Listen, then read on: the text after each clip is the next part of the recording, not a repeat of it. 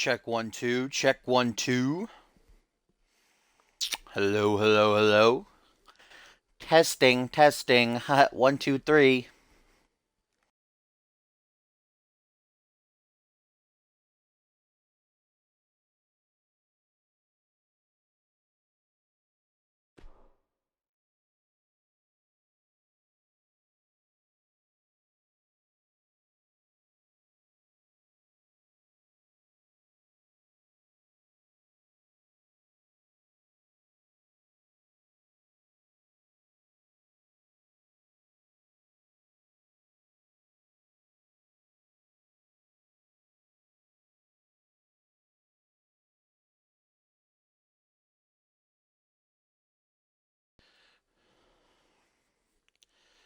What is up, guys? Dashing here for episode 305 of Community Universe Mode and edition number 77 of Thursday Night Genesis. Action-packed card, as always, even more so tonight. We have got a lot of great matches in store. Dave Turner living up on his promise to give back to the CMV universe here tonight. What up, Suntan? Big Sunny, Gumble Baby, Topher. All these purple names, though, coming in. Get original, why don't you? Jeez Louise, am I right?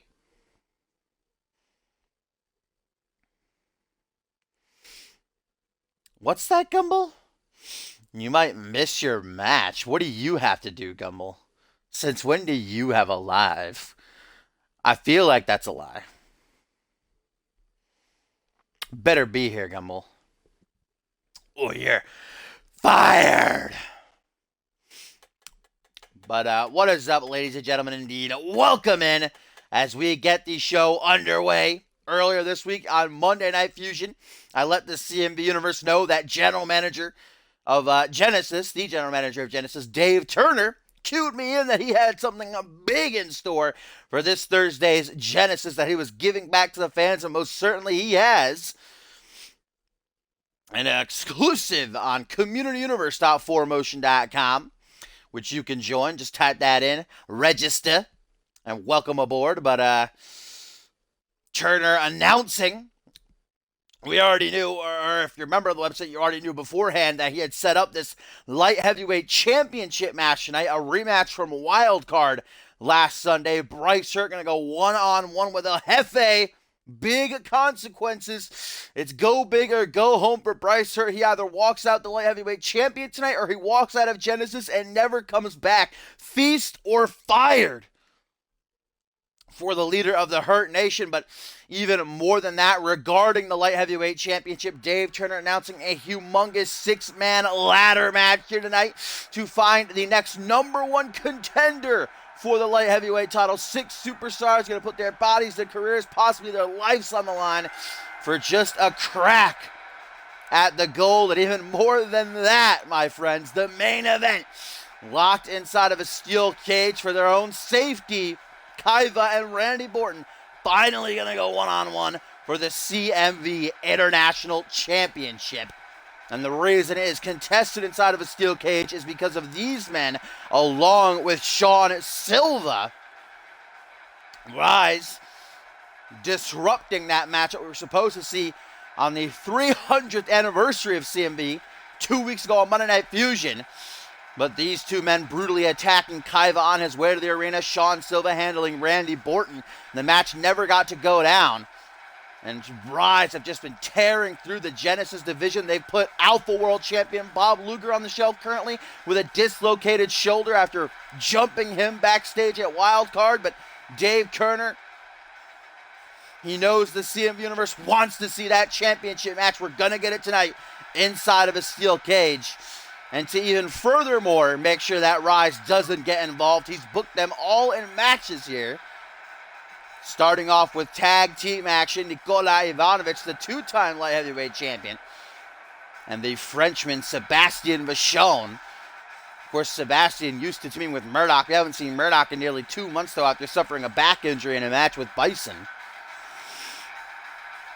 And these two, certainly with a big opportunity here in this one. against the reigning World Tag Team Champions, Extreme Conditions. Maybe he was just feeling his face, Gumbel, all right? You don't know. What up, Josh?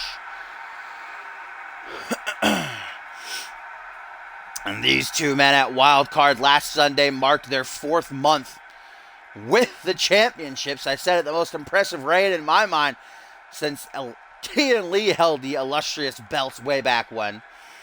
They retained against the team of Kaiva and Josh Wolf. Of course, Wildcard producing some odd pairings. Although Kaiva and Josh Wolf put up a hard-fought effort, no doubt. They were not a good enough combination to take those titles from around the waist of Eric Thunder and Matt Jefferson, who now have to defend against Zach Cage and Nick Blake in 2 weeks' time at the 2nd annual Cause and Effect.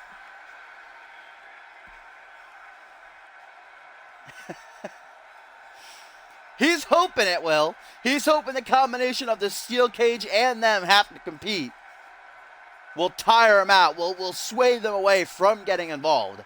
And certainly it will be tough if they try to interfere in the main event. They'll have to scale the cage.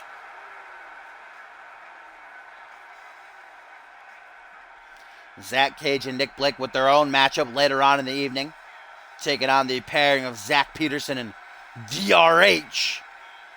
What a win this would be for Rise, though. And Sean Silver with his own big opportunity later on. He takes on Tim LaFave, who could perhaps be our next #1 contender for the Alpha World Championship with the Deadly Games tournament upon us. Sam Valentine also making his debut tonight.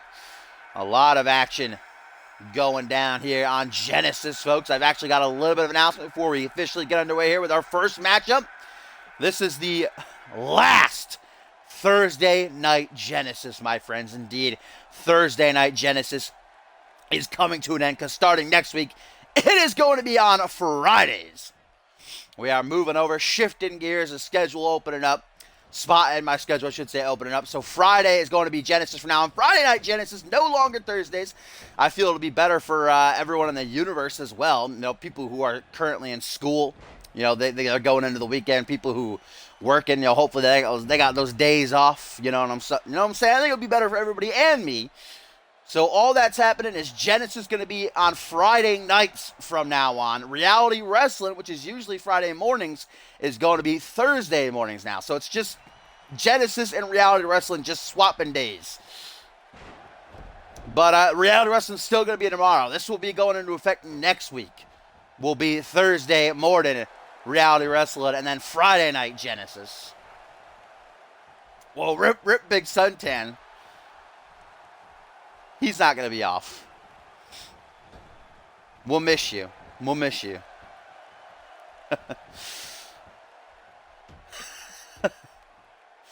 Oh, and this match gets underway. Eric Thunder with a couple of well-placed elbows there to the side of Nicola's head. I had a feeling this would be a slow night here. Hopefully Fridays will also boost activity. You know, I think it's going to be a nice overall change, you know what I'm saying? It's going to be a nice change of scenery there, Gumbel. It's going to be a good one. I don't know why I'm saying Gumbel. I love you, Suntan. Counter there by Matt Jefferson. With a nice crossbody, bringing all of his weight down onto the chest of the Serbian two-time light heavyweight champion. I'm sure he was hoping he'd be competing in that #1 contenders ladder match. That's actually up next, guys. 6 superstars going to step into that ring. The first man to climb a ladder, yank down the contract that hangs above, will become #1 contender, get a future championship opportunity. Who will our champion be by the end of the night, though? That is the question. Bryce Hurt challenges El Jefe a little bit later on. That's Nicola, nice short arm clothesline, and a second one to follow it up. What up, Hellish? There's a third one to complete the trio. Oh, and Nicola with the backstabber. That looked painful. 1, 2. Oh, nearly got the 3 count as well. My God. I have aneurysms every single stream, though, Hellish. It's okay. You'll get through it. I do. I have aneurysms, strokes, you know. I partially die each stream. A fireman's carry takeover there by Matt Jefferson. Nicola quick to get back to his feet, though. All of Rise are booked tonight as punishment from Dave Turner to try to sway them from interfering in the main event later on between Kaiva and Randy Borton, locked inside of a steel cage for the International Championship as a self-proclaimed extremist might have eyes to finish the extreme combination that retained them the World Tag Team titles at Wild Card. Will it be enough to battle back Rise here tonight? Hooks the leg.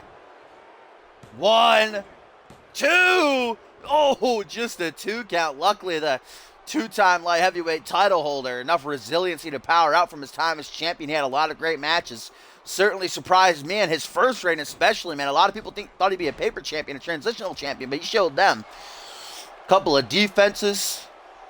A lot of great matches under his belt as now the Serbian looking to bounce back here in this one. That deadly, pretty much a shotgun Samoan drop. As he goes into the cover. 1, 2. Only a 2 count.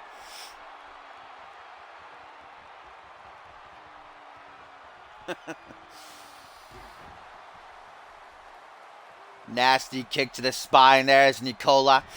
Oh, now going for a comeback. It's like a couple of forearm smashes. Uses the turnbuckle to launch himself in the opposite direction.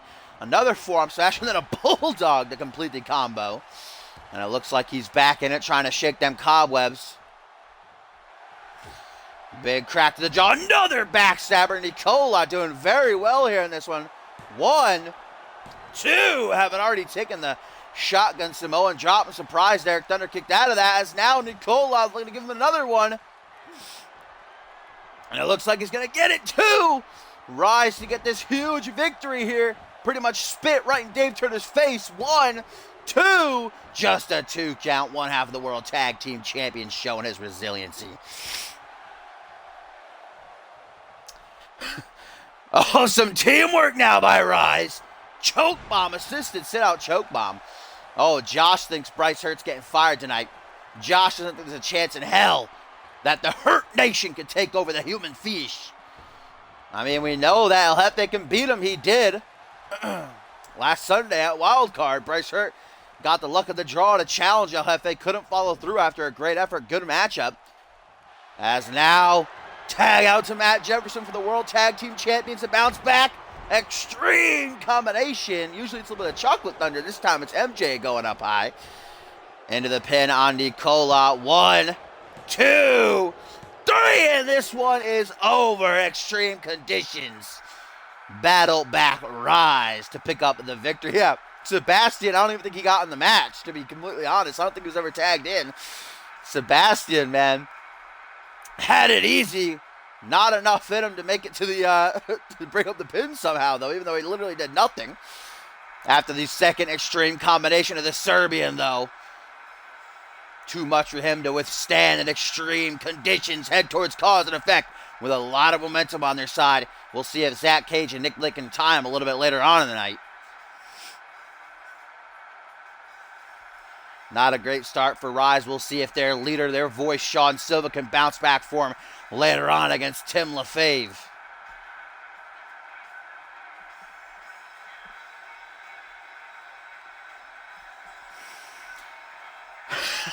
Nicola hitting 2 shotgun Samoan drops on Eric Thunder. I thought it might be over that the second one, but ET showing some real resiliency here tonight.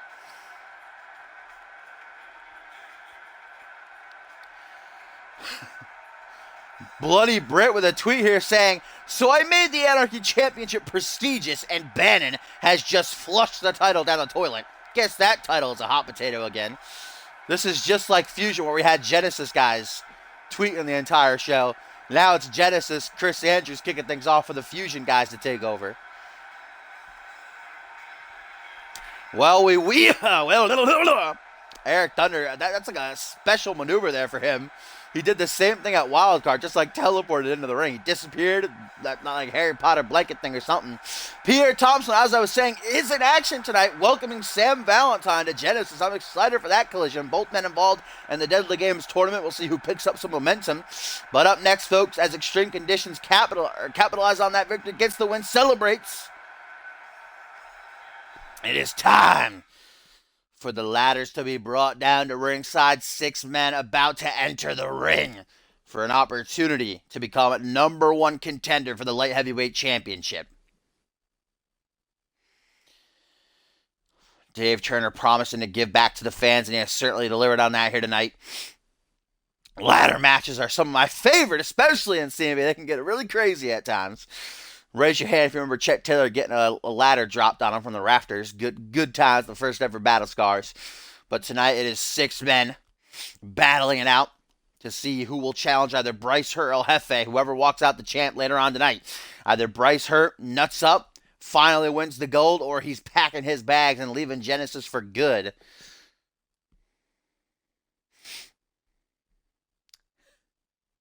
And a tweet from Pierre Thompson says, "At Bloody Brit, stay on your side." Pierre not appreciative of Chris Andrews invading the show here with his tweets. And you see we've got quite a few well-known names in here. In regards to the light heavyweight title scene, at least. When you talk about the Japanese buzzsaw Kenji Murakami and Elijah Stewart, I think Elijah Stewart probably has the record for most light heavyweight championship opportunities. I think in his entire career. This season alone, he's had 2. I think in his entire career, including last season, he's probably had like 6 or 7.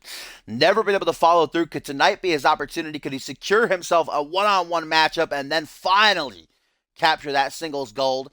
Kenji Murakami on one of the hottest streaks currently going in CMV, fresh off that triple threat match win at Wildcard during the pre-show. He actually beat Elijah Stewart. And Reed was the third there. You got someone like Salim Ismail, the first ever CMV Tag Team Champion. Way back when the original NXT Season 1, looking to finally get his taste of championship gold. He had a shot at the light heavyweight title in the light heavyweight tournament a little bit earlier on this season.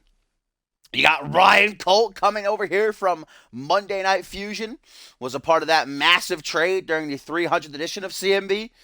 Curtis Heist, of course, who just debuted last week, defeating the light heavyweight champion El Jefe in a very close matchup, getting himself this spot in this matchup. And then, of course, Alex Taylor, a part of the Hellfire Club, picking up a win last week, looking to carry that momentum into here for his club, get the win, maybe bring them some gold. We just had that tweet from John Reed, but I missed it. Here's a tweet from the Bloody Bray. He says, "My side is wherever I want to go. Don't like it? Get the F out of my way or I'll knock you out."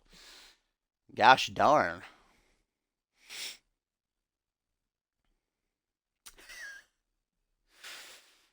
If Curtis Heist wins, then El Jefe might be thinking about just throwing the matchup later on tonight against Bryce.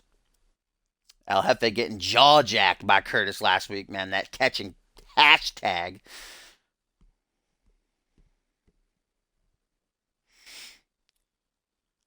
And a tweet from Pierre Thompson says, "Be careful what you wish for, Britt."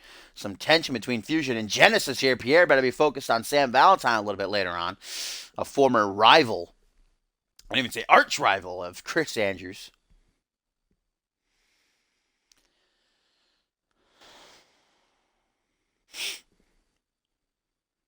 Big Real Brett. Me and Borton go way back with Real Brett. WCF days, Hemi. Oh, here we go. It is time. Indeed. Bryce Hurt barging into General Manager Dave Turner's office earlier tonight, demanding another opportunity at the light heavyweight championship. Dave Turner actually gave it to him with the added stipulation that if he cannot follow through, he will be fired. He'll be packing his bags, he'll be leaving Genesis and never coming back again. Nut up or shut up tonight for Hurt Nation. As this is a ladder match, folks. No pinfalls, no submissions, no disqualifications, no countouts. The first man to climb that ladder, yank down the briefcase that hangs above, inside that contract for a light heavyweight title opportunity. And out first, coming, the Bollywood boy, the first ever tag team champion, and CMV, Salim Ismail. Been doing very well this season, especially when he first came back. A series of wins in that light heavyweight championship tournament. He actually made it to the finals before falling out to King Matt.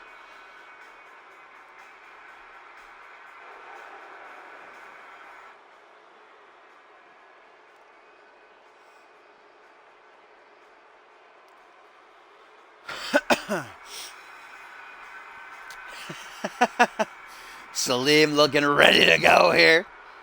I'd call Salim definitely more of a technician mat-based, but we've seen him go high from time to time. I'm sure he'll have no problem scaling that ladder. Is out next, representing Hellfire Club. Oh, no, my bad. Ryan Cole up next. I think they have the same song, Rip. Sound guy fucking up here.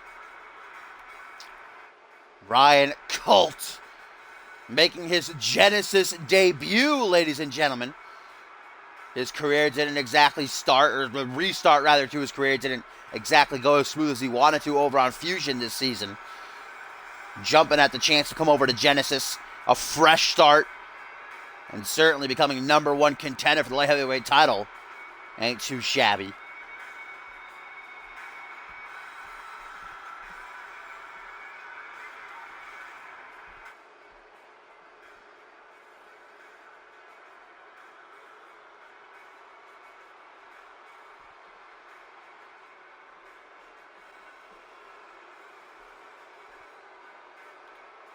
Ryan Colt soaking it all in as the CMV universe is ready for what is sure to be a grueling ladder match.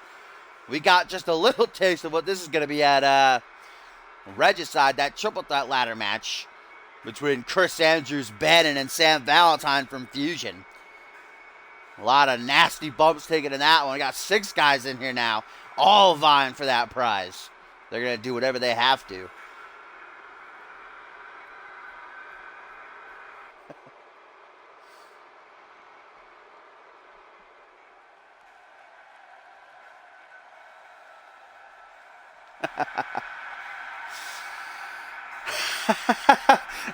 Here it comes. The sound guy is going to keep playing that music as the representative of Hellfire Club makes his way to the ring. Hellfire Club off to a rough start last week. John Reed losing on the 300th edition of Monday Night Fusion, or 300th edition of CMV on Monday Night Fusion to his former tag partner Crow. Also losing during the Regicide, or during the Wild Card pre-show, I should say, botching like a madman right now. Jay Davis and Gary Stalker haven't been doing very well either. Losing on Genesis, also losing at Wild Card, but Alex Taylor been on a bit of a roll lately, as has Nelson Jr. We'll see him during the live event, see if he can keep up his streak. Taylor's been vying for this championship for a while now.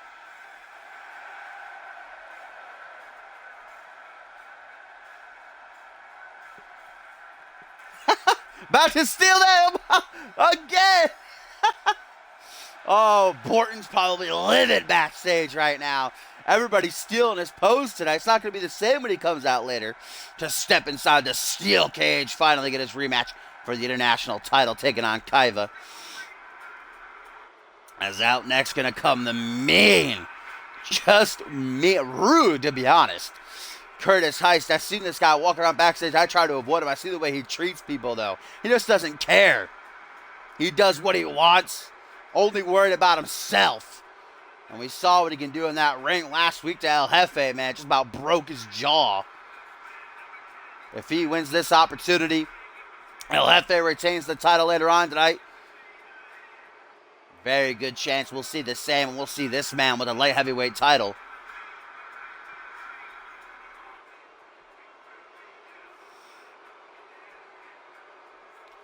Curtis Heist, probably the biggest man in this match, just barely making the weight for the light heavyweight division. Certainly probably the farthest thing from a high flyer, straight up brawler fighter, or street style. Interesting to see how he carries himself in this matchup. Alex Taylor not giving him any room. Alex Taylor doesn't give a shit. And a tweet from Kaiva, guys.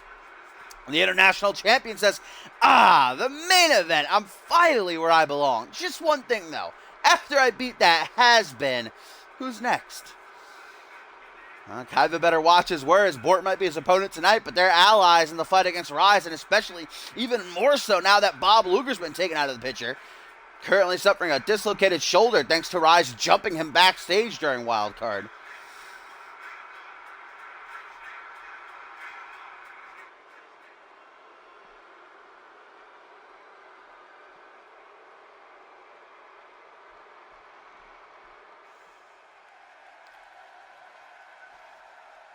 Here we go. This man has been on a hot streak a mile long.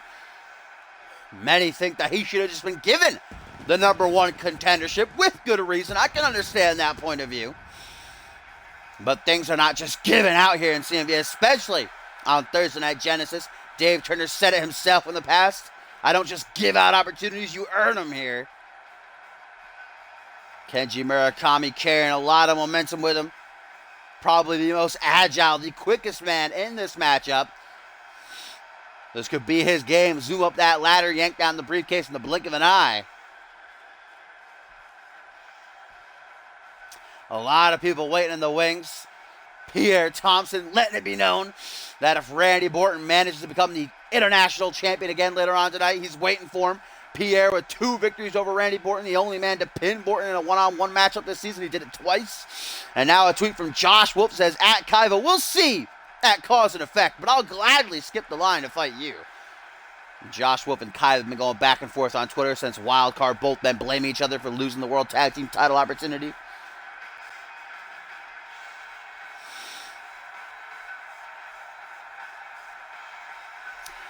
You think if anyone deserves the opportunity, it's Elijah Stewart? I touched on it while we were waiting for the match to begin. Elijah Stewart probably holds the record for most light heavyweight championship opportunities in CMV. This season alone, he's had 2. Combine that with last season, he's had 7 or 8. Never been able to follow through. But tonight could be his night. He's probably, I give the speed and agility to Kenji in this match, but the man who's probably closest to matching him is right here. The Good Vibes Kid, baby. Elijah Stewart.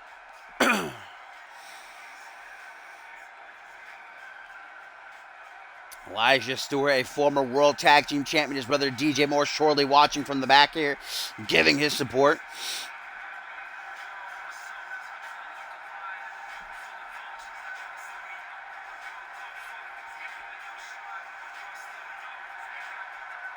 Elijah Stewart, no stranger to ladder matches, had a few throughout his CMV career. Certainly the veteran of this matchup, the 6 of them. I would give that to Salim Ismail, but considering how long he was gone from CMV, I wouldn't really call him a veteran as much as he was just a part of Season 1. And of course, he was here last season as a part of Vicious and Delicious. They didn't do much then, though. Elijah Stewart has hardly ever taken a break, maybe a couple weeks here and there for injury, but stays consistent. Could tonight be his night finally?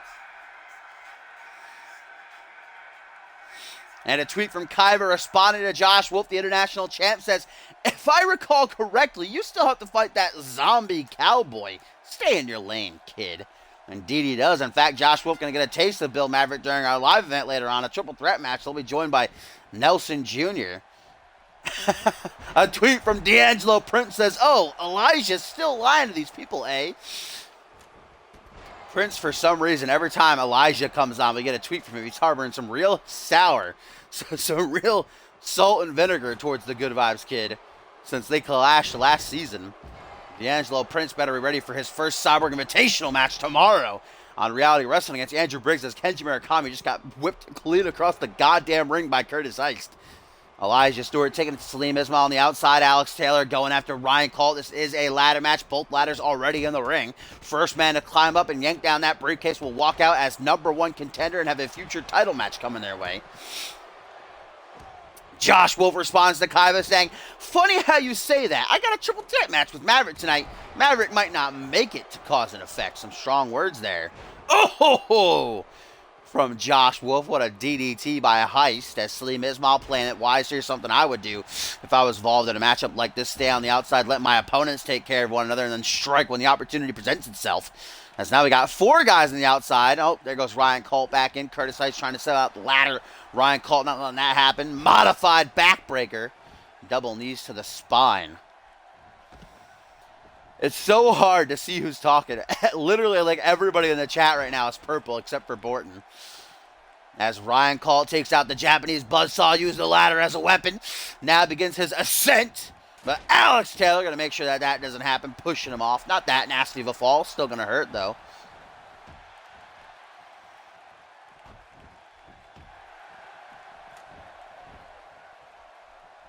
Alex Taylor going for Kenji Murakami. Now look at that. Beautifully done with that head scissors right there. Having a little bit of fun at the expense of Murakami. As now he goes for a heist front headlock, countered into a Russian leg sweep. Takes down Salim in the process.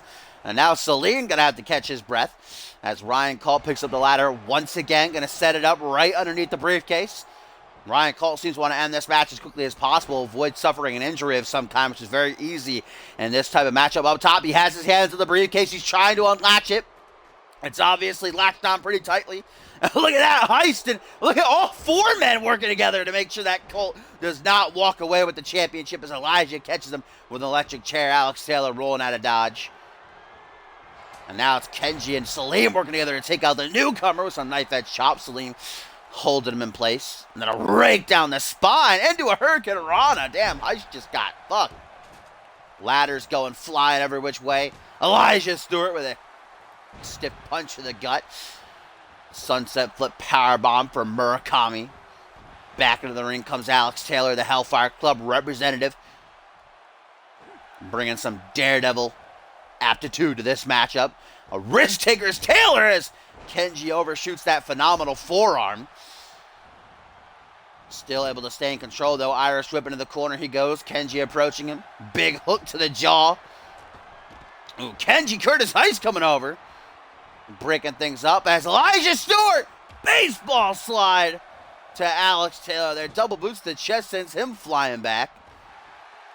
As in the ring, Curtis Ice is trying to use this ladder as a weapon. He's having a little bit of trouble with it. Now going to take Kenji Murakami to Suplex City. He ain't no Chris Andrews though.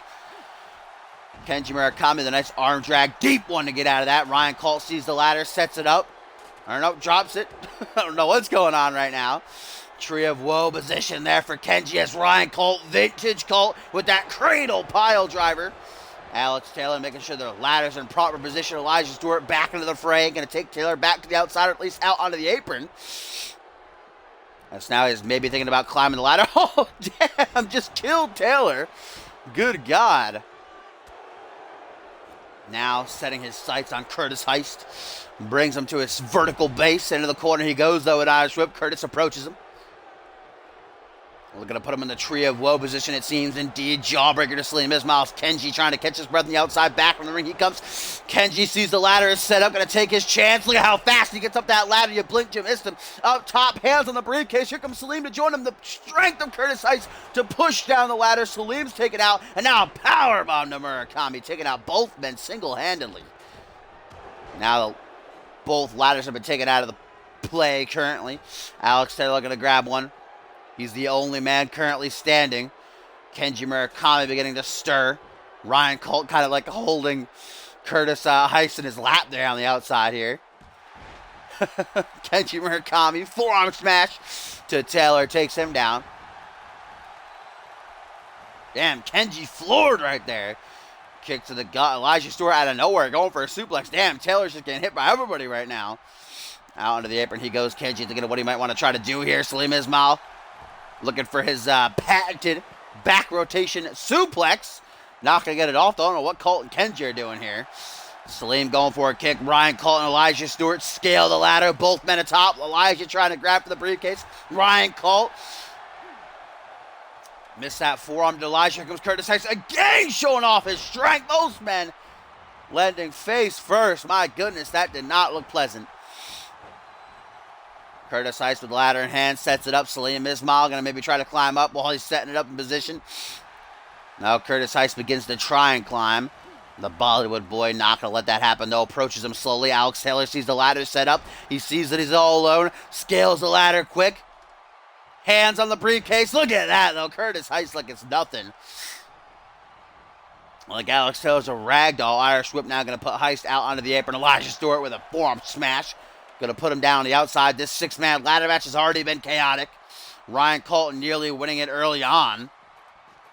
So close to unlatching it as both men scale to the top rope. Alex Taylor trying to recuperate on the outside as Kenji Murakami and Ryan Colt work together. That partnership didn't last very long, though.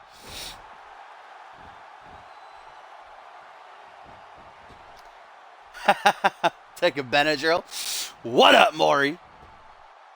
Not just in time, but This matchup been going on for a couple of minutes now. All 6 men taking their bumps.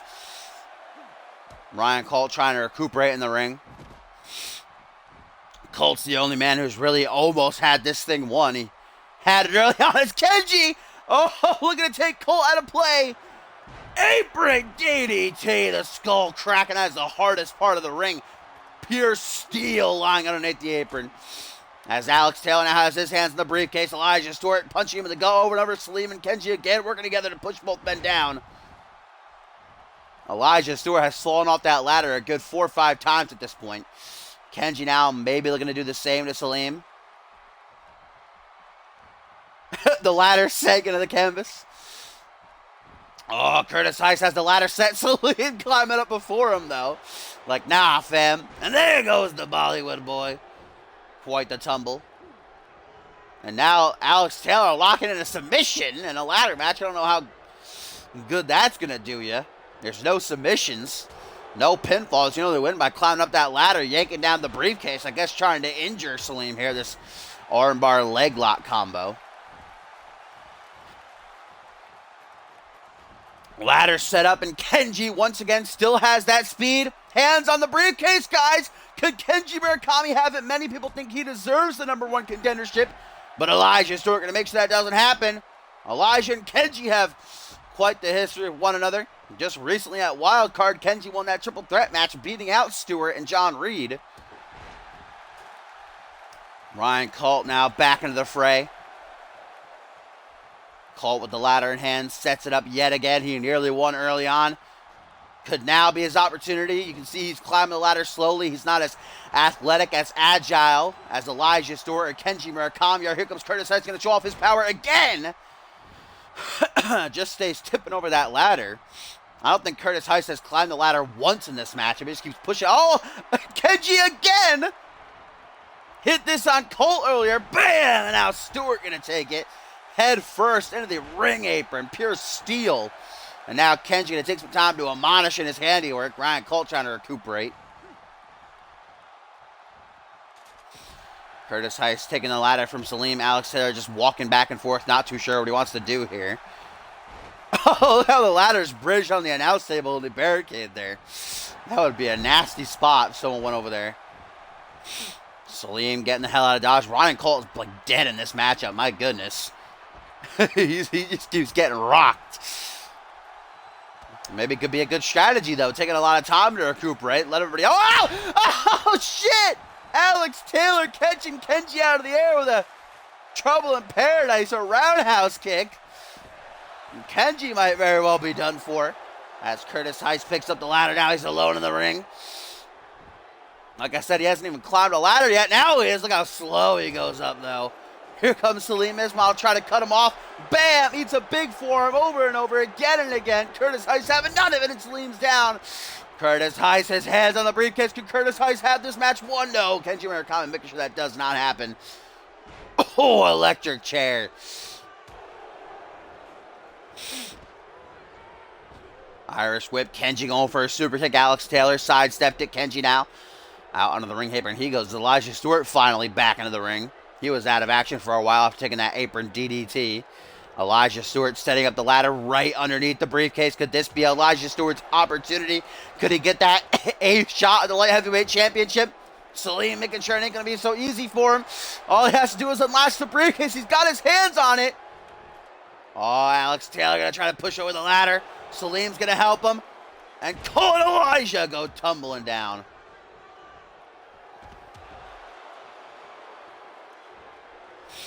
Irish whip. Alex Taylor to the apron. Curtis Heist just chilling on the ropes there. Having a good old time. Yeah, the ladder joining me on the announcing team here tonight. He's a good guy. I like Ladder. Ladder, what are your thoughts on this matchup? Seeing your brother use as a weapon. And look at that. Colt and Elijah still down. Kenji Murakami and Alex Taylor battling it out ringside. Salim Ismail looking to chop down Curtis Heist. Curtis Heist getting worked on right now. Oh, these knife edge chops just lighting him up. I don't know what's going on up there. It seems like Curtis keeps trying to go for a grapple, but he can't get it. And Salim just endlessly chopping him in the chest. Here comes Elijah to finally end the party. There we go. Finally. Yeah, I said earlier when they were making their entrances, Elijah probably has the most experience in ladder matches out of all 6 men here. He's competed in the Money in the Bank before. He's had ladder matches for the tag team titles. As now it is just Kenji Murakami and Ryan Colt standing. Like I said, many people feel as though Kenji deserves a shot at the title. Colt going to make sure he doesn't happen, though. Punch to the gut. Kenji's so close to unlatching the briefcase. Colt wants that opportunity, though. Fresh to Genesis, wants to start anew. Oh, Elijah just... What's going on, Elijah? Stopping Salim from pushing over the ladder. And now, Family Matters. Oh my God! No! Ryan Colt just tried. Oh my God! So Ryan Colt, a good 15 feet face first into the canvas. What a counter by Kenji. Does Kenji have it? Can Kenji unlatch the briefcase? No, Alex Taylor stopping his dreams from coming true. As Salim's circling around, Salim might be suffering a concussion. He's grabbing at his head. Alex Taylor and Kenji Murakami battling it out atop the ladder. Oh, inadvertently both men knocked off, though. As Curtis Heist going to pick up the ladder now. Heist has not had much luck in this matchup. Takes down Elijah Stewart, though. Bashing him in the back of the steel. Seems to just want to cause pain in this matchup. He could have won right there. Could have set up the ladder while they were focused on each other, but no, instead went over and beat up both guys. And now Curtis Heist bringing Ryan Colt up onto his shoulders, electric chair position in the German suplex. Ladder in the corner. Curtis Heist finally going to try to win. Yes, he is, but just as he sets up the ladder, Kenji Murakami and Alex Taylor both up. And Kenji going to take Curtis Heist out of play. Alex Taylor in the corner, I don't know what he's doing, maybe trying for a finisher. Oh, instead, climbing up the ladder, Alex Taylor, can he have it? For the Hellfire Club, can Taylor become #1 contender? Doesn't seem like it.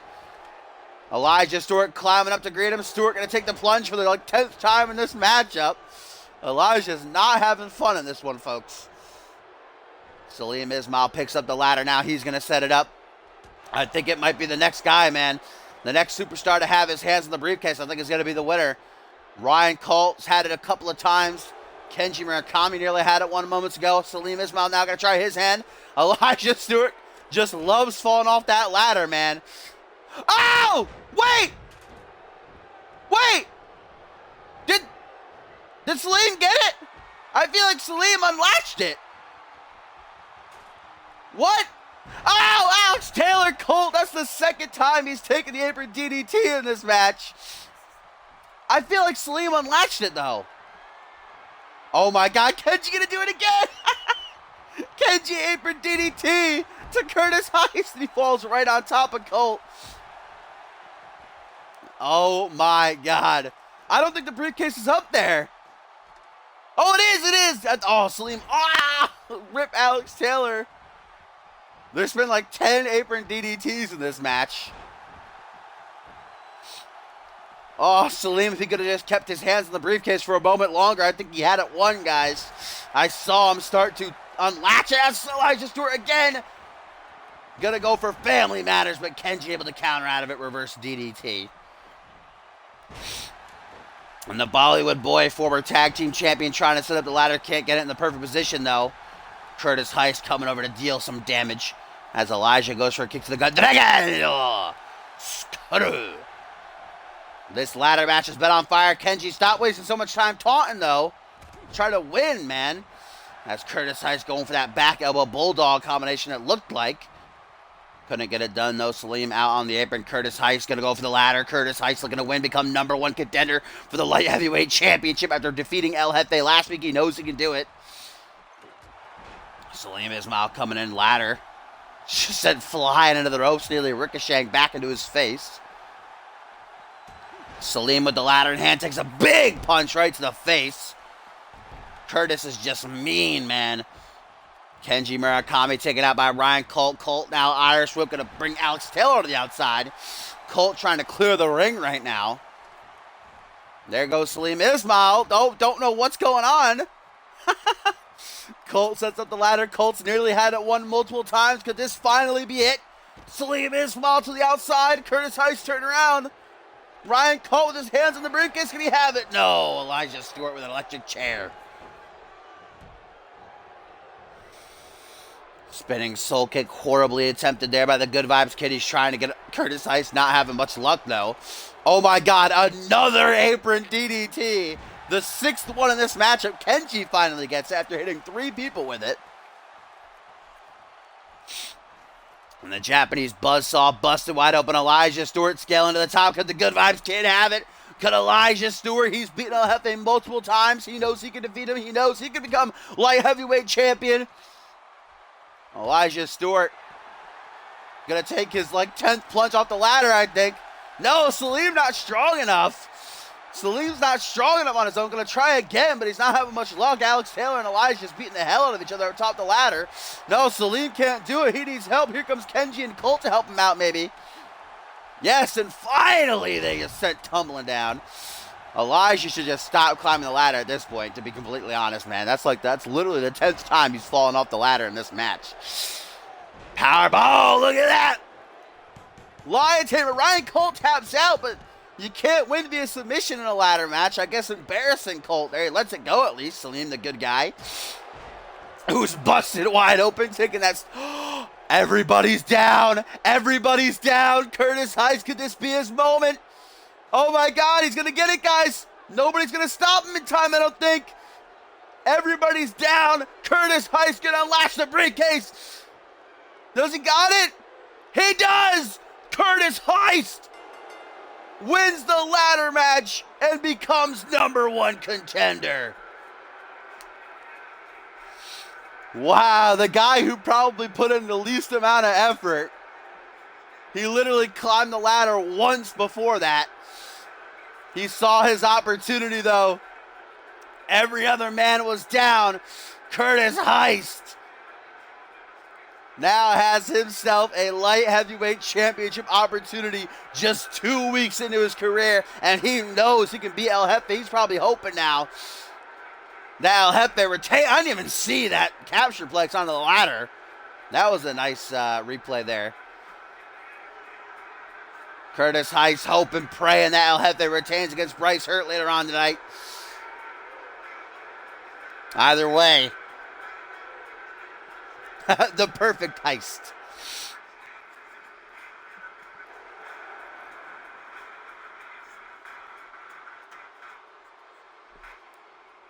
Curtis Heist atop the ladder hoists the briefcase into the air that contains a contract. And now whoever comes out the victor later on tonight between Bryce Hurt and El Jefe will be facing that man.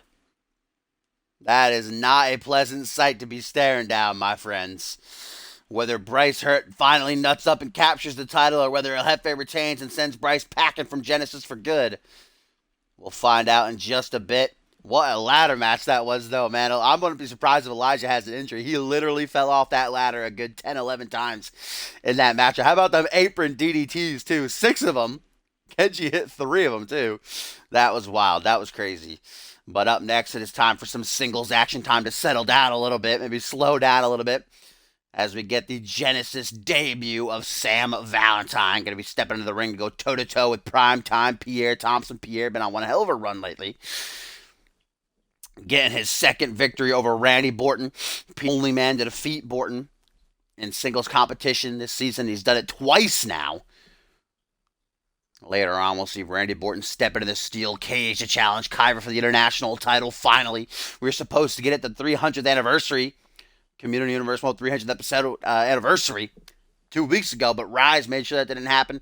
Dave Turner's assured us that they will not be interfering here tonight, though, hence the steel cage, hence Rise being in separate matches here.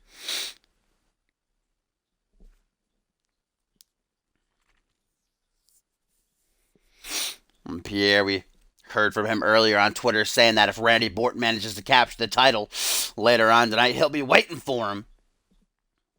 And I'd say Pierre has certainly earned himself a shot at that title if Borton is to be victorious. But Pierre has his eyes set, or he should at least have his eyes set on the bigger prize. He's involved in the Deadly Games tournament in 2 weeks' time in the second annual Cause and Effect.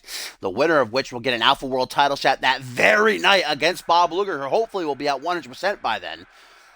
Of course, currently out on the shelf with a dislocated shoulder after Rise jumped him during Wild Card.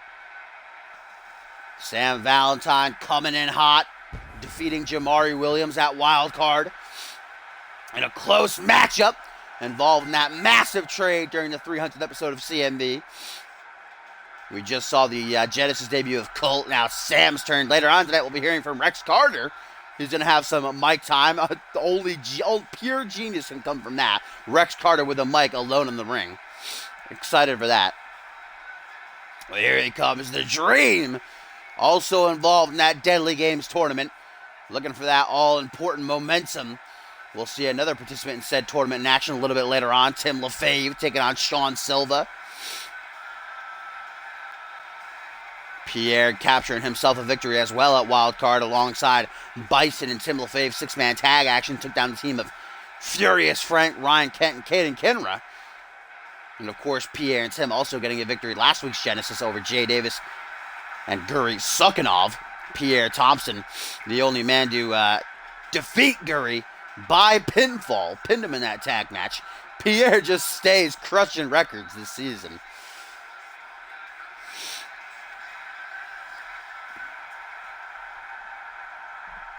Sam Valentine looks ready for action. He had a lot of opportunities on Monday Night Fusion. None of them came to fruition.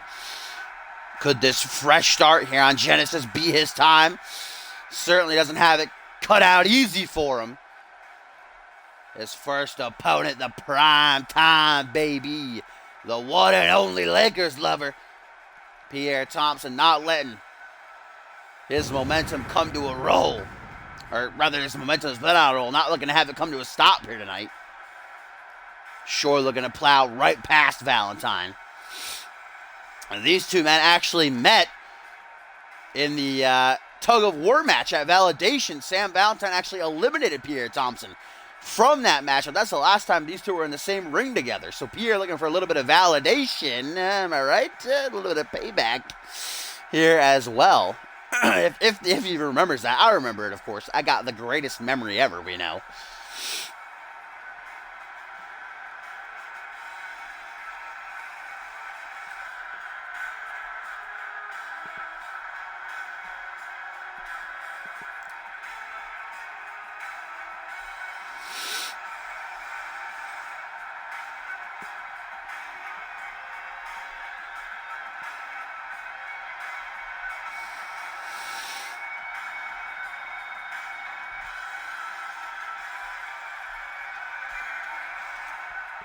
Here we go, folks. Singles action, the Genesis debut of Sam Valentine. Pierre Thompson looking to welcome him over as both men searching for that momentum on the road to the Deadly Games at Cause and Effect. Up next, we're going to see the leader and voice of Rise and Sean Silva battle good old Timmy with a Timster, Tim LaFave. Tim looking to dole out the justice of General Manager Dave Turner. Then we got that light heavyweight title showdown with big implications behind it. Bryce Hurt either nuts up. Oh, wait a minute. Looks like we're going to have a guest ringside for this one, my friends. Another participant in the Deadly Games tournament, a thorn in Pierre Thompson's side lately. The Rebel, Jay Davis. Pierre Thompson hasn't seemed to notice his presence just yet. Pierre, Jay Davis embarrassing Pierre a couple of weeks ago, beating him in only minutes, and then brutally attacking him after the match with a steel chair, only being saved by Tim LaFave. And it seems Jay Davis now wants to try to get into the head of Prime Time as he stands mockingly ringside. Valentine now taking control.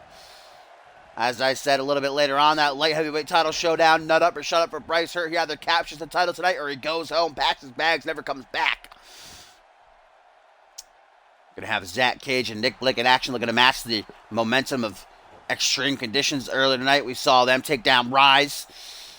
And then our main event steel cage match for the International Championship. Kaiva defends against Borton. Finally, we get them one-on-one as Sam Valentine goes for a kick to the chest. Counted it again!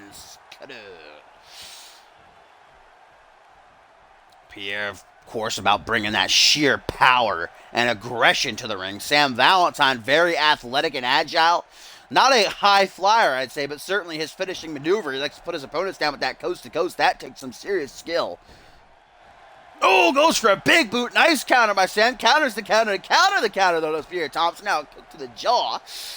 And Pierre, surely well aware of Jay Davis's presence ringside now. Not letting it faze me. Just kind of trying to send a message to Jay. Let's get a European uppercut there from Pierre. Kick down on the chest. Pierre gonna go in rough on Sam just to get at Jay here. Oh, now look at this. Jay Davis causing a ruckus ringside. Pierre foolish enough to fall for it, unfortunately. And a forward Russian leg sweep by the Dream to capitalize.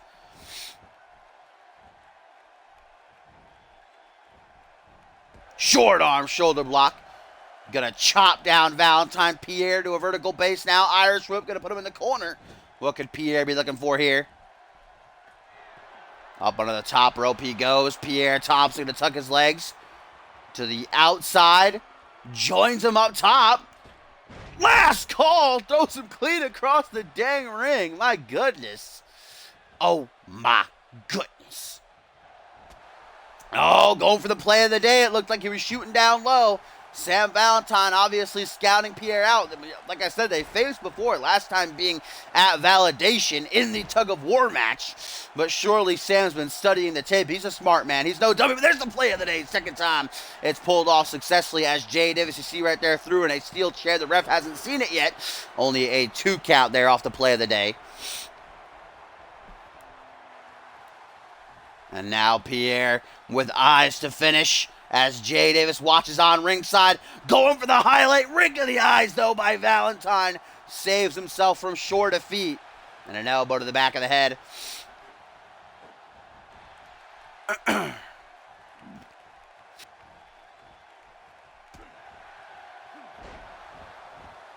Nice reeling DDT there by Pierre Thompson as he goes for the pin. 1, 2. Only a 2 count. Referee finally sees the steel chair and dispatches of it.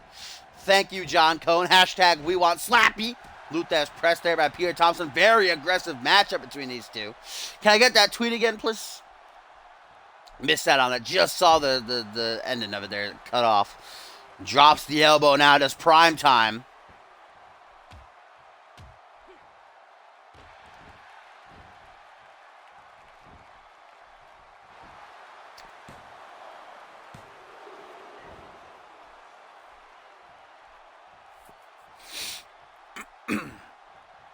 Going for the arm here is Pierre. Big forearm smash, though, from the Dream as he closes the distance. Going to Irish whip Pierre to the corner. We know he might be sizing up Primetime here for Primetime. Knows it, too, though. Trips him up. Not looking to get caught with the Dream. Shatter into a single-leg Boston Crab now. As Sam Valentine, you can see, trying to talk some smack right to the face of Pierre. Distract him. Pierre trying to help himself back up using the ropes.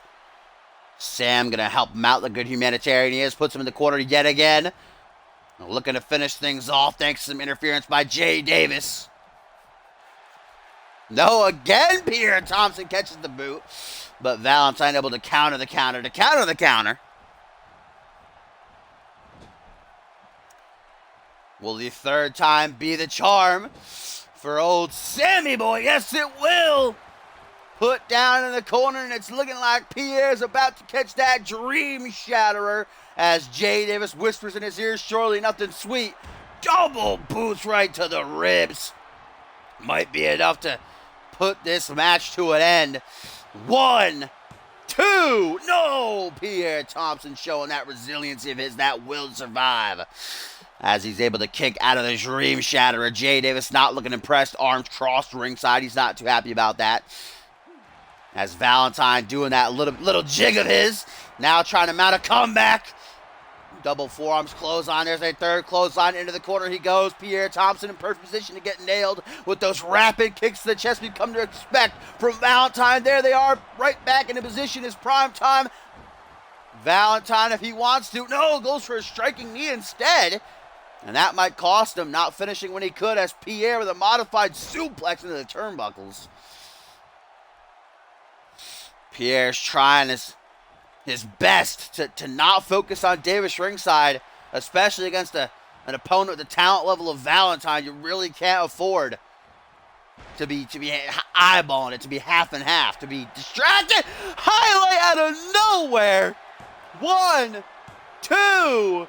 No, just a 2 count. Both men putting their hearts on display. This is what we're to expect in the Deadly Games tournament. I'm excited. Crucifix slam. Not into the pin, though.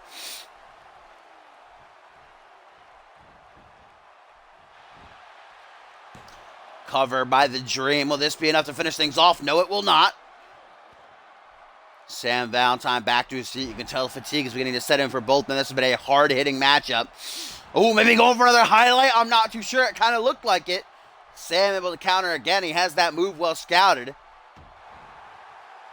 Kick to the gut. Corkscrew neck breaker. Beautifully done. As Jay Davis with a cheeky little clap ringside. He's happy of the damage he's done in this one. Certainly the win will be tainted for Sam if he is to be the victor here. If Pierre is able to pull through, should be tough. Certainly a laugh right in the face of Davis. Rub it in as he brings him to his feet. Oh, goes for the power of the punch. The People's Punch, the Superman Punch, whatever you want to call it. There's an Alpha Male Water Slide we rarely see in CMV. I don't think Pierre has once hit that Superman Punch ever. Every time he goes for it, it's countered. As Pierre shoots the half. 1, 2. Oh, no, not even a 2 count.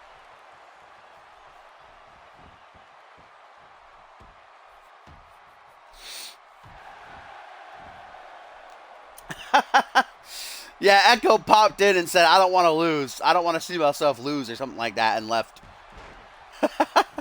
Sam Valentine busted wide open. Damn, that cut is already really bad, too. Jeez. It is gushing.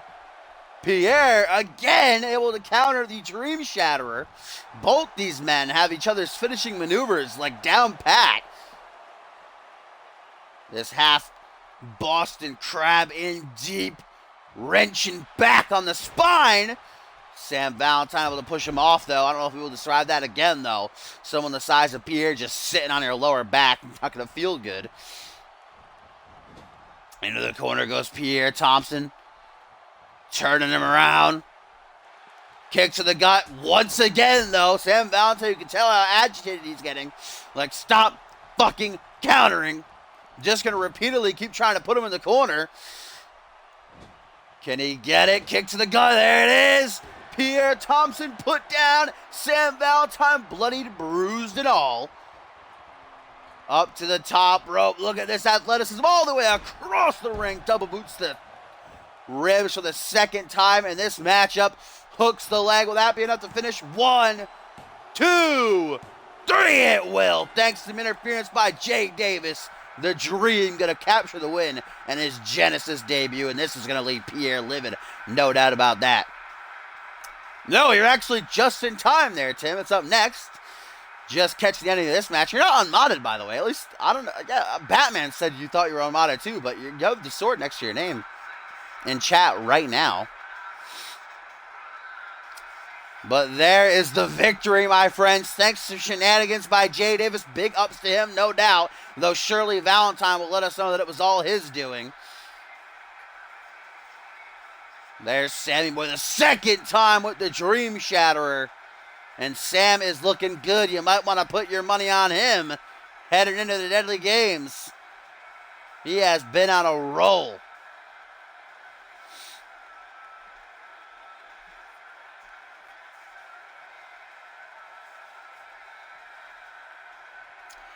Blood trickling down from underneath that cut of his. That swanky hairdo kind of getting in the way. Sam has arrived on Genesis, ladies and gentlemen. Are we looking at the next Alpha World Champion? Maybe. I know a lot of people want to see him win the Deadly Games just to see him and Bob Luger finally go at it.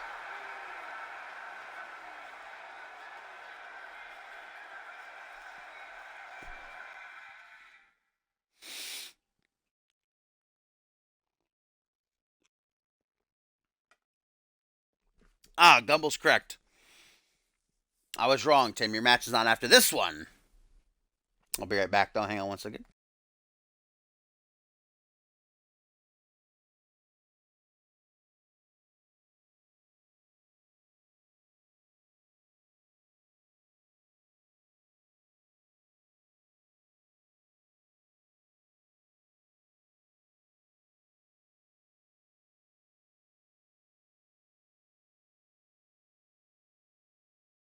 Oh, I do watch Lucha Underground, Little Narwhal. I love it. It's really renewed my love for wrestling since it came to Netflix. I'm already on like the 26th episode. Love it, love it, love it. Can't get enough. Absolutely amazing. I highly recommended it. But up next, my friends, we found out earlier tonight in that six-man ladder match that Curtis Heist is the official #1 contender, and he will face whoever comes out the victor here between these two men. Bryce Hurt earlier tonight before the show started barging into Dave Turner's office and demanding another shot at the light heavyweight title. Dave Turner actually giving it to him under the condition that if he loses, he will be fired. Dave Turner saying, as he has before, I have no room for whiners and complainers. You either nut up or you shut up tonight, Bryce. You capture that gold or you get the hell off of my show. So we're going to find out right now if Hurt has what it takes. It was a very close matchup, that wild card. Very good matchup. Probably second for me in match of the night, but Bludgeon and Bannon certainly took it home, no doubt.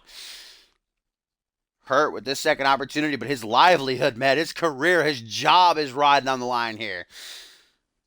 And I have been getting reports that Bryce Hurt's been seen all day backstage, walking around with some massive guy on his side, kind of looking like a biker of some sort, maybe. Will we see this mystery man join Bryce Hurt ringside? Has he, with so much on the line, has he digged down deep, maybe made a phone call or two, maybe planning some shenanigans here? We're about to find out. El Jefe might be in trouble.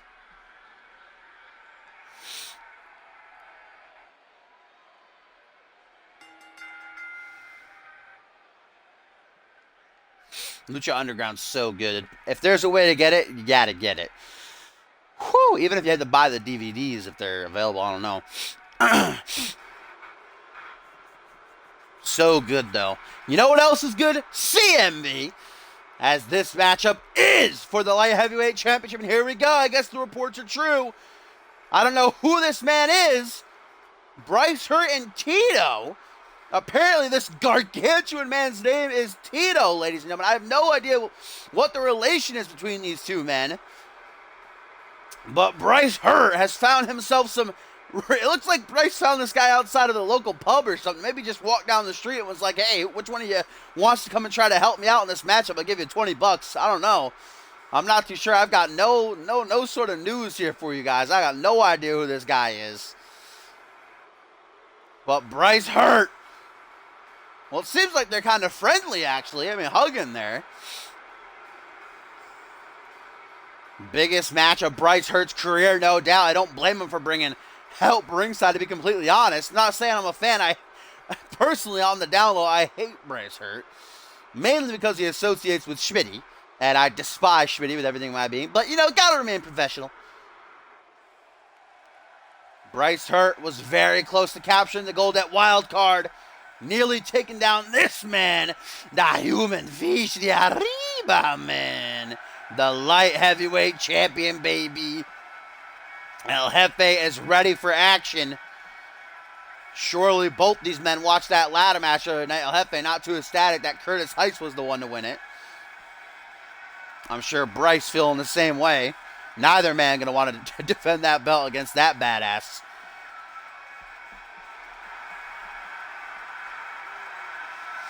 El Jefe, a two-time light heavyweight champion, retained the gold against Hurt last Sunday at Wild Card. And hopefully, I don't see any other reason why Bryce Hurt would bring this mystery man Tito ringside with him other than to interfere and cause mayhem, ruckus, and pull some shenanigans. But it was a great matchup at Wild Card. Hopefully we get the same. Hopefully the best man walks out, but what are you going to do? It's not illegal to bring down some support ringside. As the light heavyweight championship is on the line. The challenger, the leader of the Hurt Nation. Ladies and gentlemen, a man who, if he loses here tonight, we will never see step foot on Genesis ever again. He will be fired. It is nut up or shut up time for Bryce Hurt. And standing across from him is the human fish, the Arriba Man, El Jefe, baby. One of the most athletic, quickest, and undoubtedly unique members in CMV. Hoists his championship up for all to see.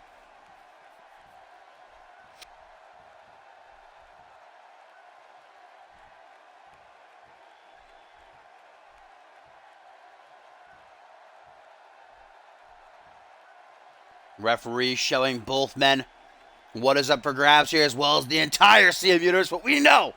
Let's get the action started. Bryce Hurt, El Jefe, for the light heavyweight championship. This stacked card, Thursday Night Genesis, number 77. Still so much to get to, as El Jefe starting things off strong. Might have just knocked out Bryce Hurt already with that wheelbarrow facebuster into a surfboard stretch. That's unique from El Jefe. We don't see a lot of resting hold submissions from him. Still to come up next, Sean Silva and Tim LaFave go one-on-one. Guys, our main event locked inside the steel cage. Finally, we see Kaiva and Randy Borton go toe-to-toe for the international title, as Bryce Hurt with some vicious intentions behind that face slam. And now look at that again. Beating the hell out of El Jefe. Up to the top rope. Looking to take a risk. Change his mind, though. Bryce Hurt for a light heavyweight. It's not much of a risk taker or a high flyer. Very mat-based. Kind of an old school style about him. A technician, as Tito so far not interfering. Let's get double boots to the chest, pushing him back. Off the ropes he goes, El Jefe, with that unique offense of his. Double leg drop right down to the midsection. He goes to the second turnbuckle. El Jefe, what's he going to try for here? Rally in the CMV universe as he beckons Bryce Hurt to rise to his feet. If Bryce Hurt loses, guys, he is no longer a part of the Genesis roster. What a counter by Hurt, though, into the powerbomb. We're not going to find out what El Jefe was going for there. Double boots, though, right back to his feet. Now a couple of punches to the side of the head. El Jefe getting some revenge as he slams Bryce face first. Tito kind of cringing at the sight. Again, I know nothing about this Tito guy. He could be a local biker that Bryce just walked down the street and paid $20 to come here tonight. They could be good friends. I mean, they did hug when they came out here, so it seems like they have a relationship of some kind. As now we get a nice pinpoint knee drop there. Shades of Bryce Hurt's good friend Schmitty, the United States champion on Monday Night Fusion. Now look at that.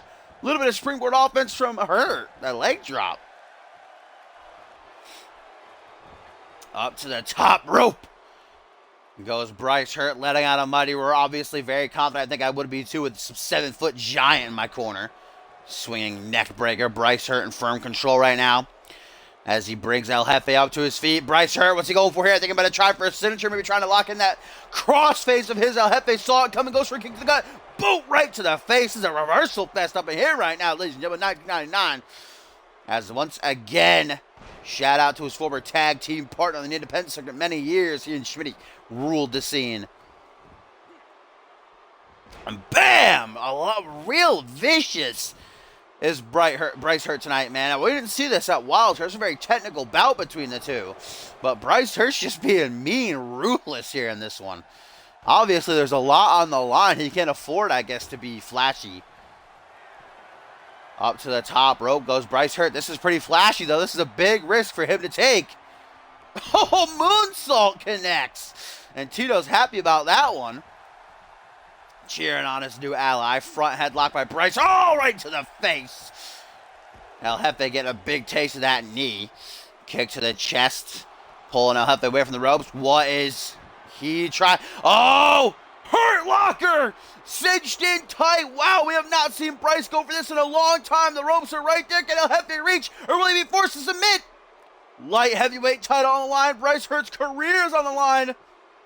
It's all or nothing for Bryce Hurt. El Jefe able to survive the Hurt locker, though. Knee to the back of the head and a big punch square to the face. Both men to a vertical base. El Jefe, though, obviously feeling the effects of that submission hold. Cross arm neck breaker into the pin. Oh, that is a very precarious pin there for El Jefe. I don't know if he's going to be able to kick out, but he does. Big match for El Jefe, too. El Jefe winning the title defending it twice in the span of 3 weeks as Bryce Hurt, stalking the human fish, going for 9-inch nails. Beautiful counter by El Jefe. He does not want to get hit with that. It nearly put him down at wild card. Bryce Hurt, though, right back to the attack. Counters. Does El Jefe. So much on the line. Reversal fest ensuing. Kick to the spine. Oh, and then a big kick to the gut. Seems like El Jefe is beginning to sprout a bit of an aggressive aptitude here in this matchup as he brings Bryce Hurt to a vertical base. Going to put him in the corner. Oh, no. Going to Irish whip into the ropes. Catch him on the rebound. Nice counter, though, by Bryce Hurt. It looked like El Jefe was going for a catapult fin, maybe of some kind. I didn't know he had one, to be completely honest. Misses that springboard leg drop right back into the ring, though. Bryce Hurt just want to give El Jefe a second to bring off the ropes again. Going to try for this catapult super kick. Jumping the shark. Oh, no, El Jefe, though, went for a stomp instead of pinning. That's going to cost him. The CMV Universe chanting, "This is awesome." It has been one hell of a matchup. I can barely breathe. I'm going a mile a minute. These two are tearing it up. El Jefe might have just screwed himself over. Should have gone for the pin after hitting that jumping the shark. The catapult super kick. Hurt Locker cinched in again. Bad news for El Jefe. Will he be forced to submit? El Jefe screwed himself over, not going for the pin. Maybe got a little bit ahead of himself. Maybe got a little bit too egotistical, a little bit too cocky. Now he might be forced to tap. No, El Jefe refuses to submit. If he's going to lose, he's at least not going to lose by tapping out like a little bitch. Breaks free of the Hurt Locker a second time. Closes the distance. Bryce Hurt going for a grapple. Front headlock, taking him for a walk. Leans him up against the ropes. No, just going to keep, there's a force field there to keep both men in the ring. Irish whip to the apron. He goes. El Jefe with a spear. Puts him down to the outside. And El Jefe maybe going to try for something big here. Maybe take a big risk. Oh, moonsault attempted, but it did not pay off. Falling face first, chest first onto the outside. Referee had a count of 1. These two guys don't even want to risk a count out. Of course, El Jefe has that champion's advantage. He could get Bryce Hurt fired by getting himself disqualified if he really wanted to, but El Jefe is not that kind of guy, so he goes for a crossarm never. These two have a very similar moveset. As El Jefe sends a kiss out to all of his fishies in the audience now, bringing Bryce Hurt to his feet. Going to try to mount a comeback, and he certainly needs it. Wow, horribly missed that clothesline. I don't know what that was. There you go. Now he's going to get it. The Lariat Fest begins. There's 2 of them. A third one in the corner. Bryce Hurt going to try to launch back with a clothesline. Ducks it to El Jefe. Boom! And then the kip up, baby. Rolling high right now. El Jefe, can he give Bryce Hurt a taste of that? Oh! El Jefe, we're going to turn it up a notch as he looks to give Hurt a taste of that fish dick. Slamming that shit down Bryce's throat. Looking to suffocate him. And if we know vintage El Jefe, no, he's not going to try for the combo. Instead, right into the pin to get Bryce Hurt fired. Oh my goodness, that was so close. El Jefe thinking it was a 3 count, beginning to argue with John Cone here. That was very, very close. It wasn't a 3, though. John Cone, our senior official, he made the call. You got to trust his word. El Jefe maybe wasting too much time arguing with the ref, and now going to pay for it. Bryce Hurt given time to recuperate. 9-inch nails. Bryce Hurt, what are you doing? Stop taunting. Into the pin. 1, 2, 3. Wow. Bryce Hurt put under pressure with his job on the line, and that incentive is enough to kick him in the ass. Bryce Hurt is our new light heavyweight champion. What a match. That certainly surpassed their wild card collision. El Jefe took too much time arguing with the referee. He thought he got the 3 count after the fish dick. Gave Bryce Hurt time to recuperate. 9-inch nails from Hurt, and Bryce retains the championship.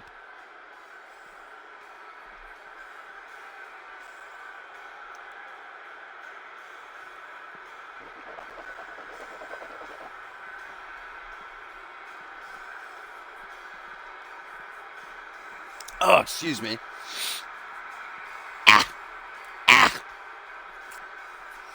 Wow, what a matchup, ladies and gentlemen. Bryce Hurt saves his career and captures his first taste of gold here in CMV. Tito didn't even do anything either. Tito literally did not a thing. So if he was paid by Bryce to try to help him out here, Bryce might want to let to get his money back. Otherwise, we're going to have to find out what relation these two exactly share. But Hurt there with 9-inch nails. El Jefe knocked out cold. And Bryce Hurt is the new light heavyweight champion. And now he's looking Curtis Heist in the face, my friends. I don't know if that's a prize or a punishment, to be completely honest. Bryce Hurt's the champ tonight. But Curtis Heist has got his eyes set. Look at how cocky Bryce Hurt is. Fair play. That was a clean match. Tito did not get involved at all. Ruthlessness from Hurt. What a match. What a win. As we get into our next matchup of the evening, still so much to get to. That main event, baby, locked inside of a steel cage. Kaiva and Randy Orton finally going to collide for the International Championship. Then we've got Zach Cage and Nick Blake going to match the momentum of Extreme Conditions earlier tonight when they put down Rise. They're going to take on the team of Zach Peterson and DRH. Of course, they're set to challenge Extreme Conditions for the World Tag Team titles in 2 weeks' time at Cause and Effect. But first, singles action coming our way. The leader, the voice of Rise, and Sean Silva going to step into the ring toe-to-toe with the duller of justice and Tim LaFave, the right hand, you could say, of Dave Turner here tonight.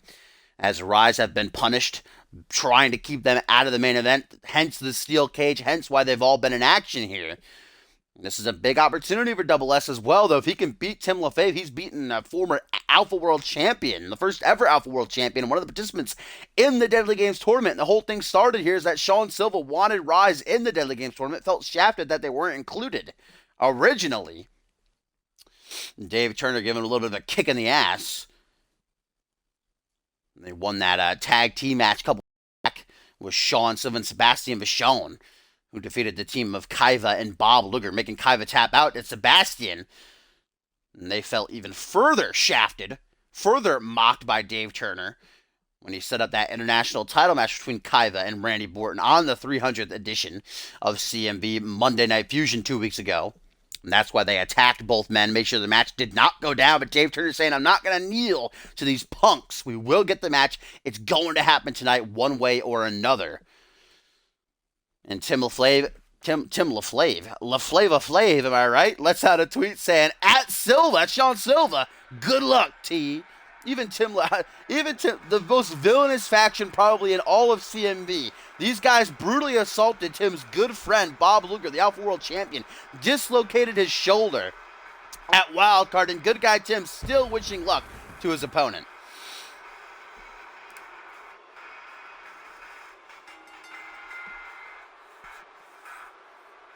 As here he comes, Sean Silva, used to having some backup in his corner. But we saw Sebastian Vachon and Nikolai Ivanovic in action earlier tonight. They took that loss to Extreme Conditions. Murdoch currently out on injury after Bison killed him 2 months ago. Silva is all on his own here tonight against Tim LaFave. Sean's got some big wins under his belt, though. Don't underestimate him in the ring. My favorite... Ooh, no, it took my favorite. I love Pentagon Jr. Zero Miedo. 3 up, 3 down, am I right? Big fan. After that, probably Big Rick. I was a big Ezekiel Jackson fan when he was in WWE, so I like Big Rick. I like the Crew, too. It's probably my top ones there. As here he comes. You want to know one of my favorites in CMV? This man right here, baby. Good old Timmy boy, the Timster. The good guy. Making his way out here. Been on a tear since his return. Looking to carry all of that momentum into the Deadly Games tournament at Cause and Effect. Tim is hungry to get his hands back on that Alpha World Championship. I always liked Ezekiel Jackson. I originally only liked him because he was with Brian Kendrick, and I'm the biggest Brian Kendrick fan. But then when he had that Intercontinental title run, I liked him then too. And I love him as Big Rick. He's awesome in Lucha Underground. Yeah, and I love his theme too. Big fan of his theme, one of my favorites.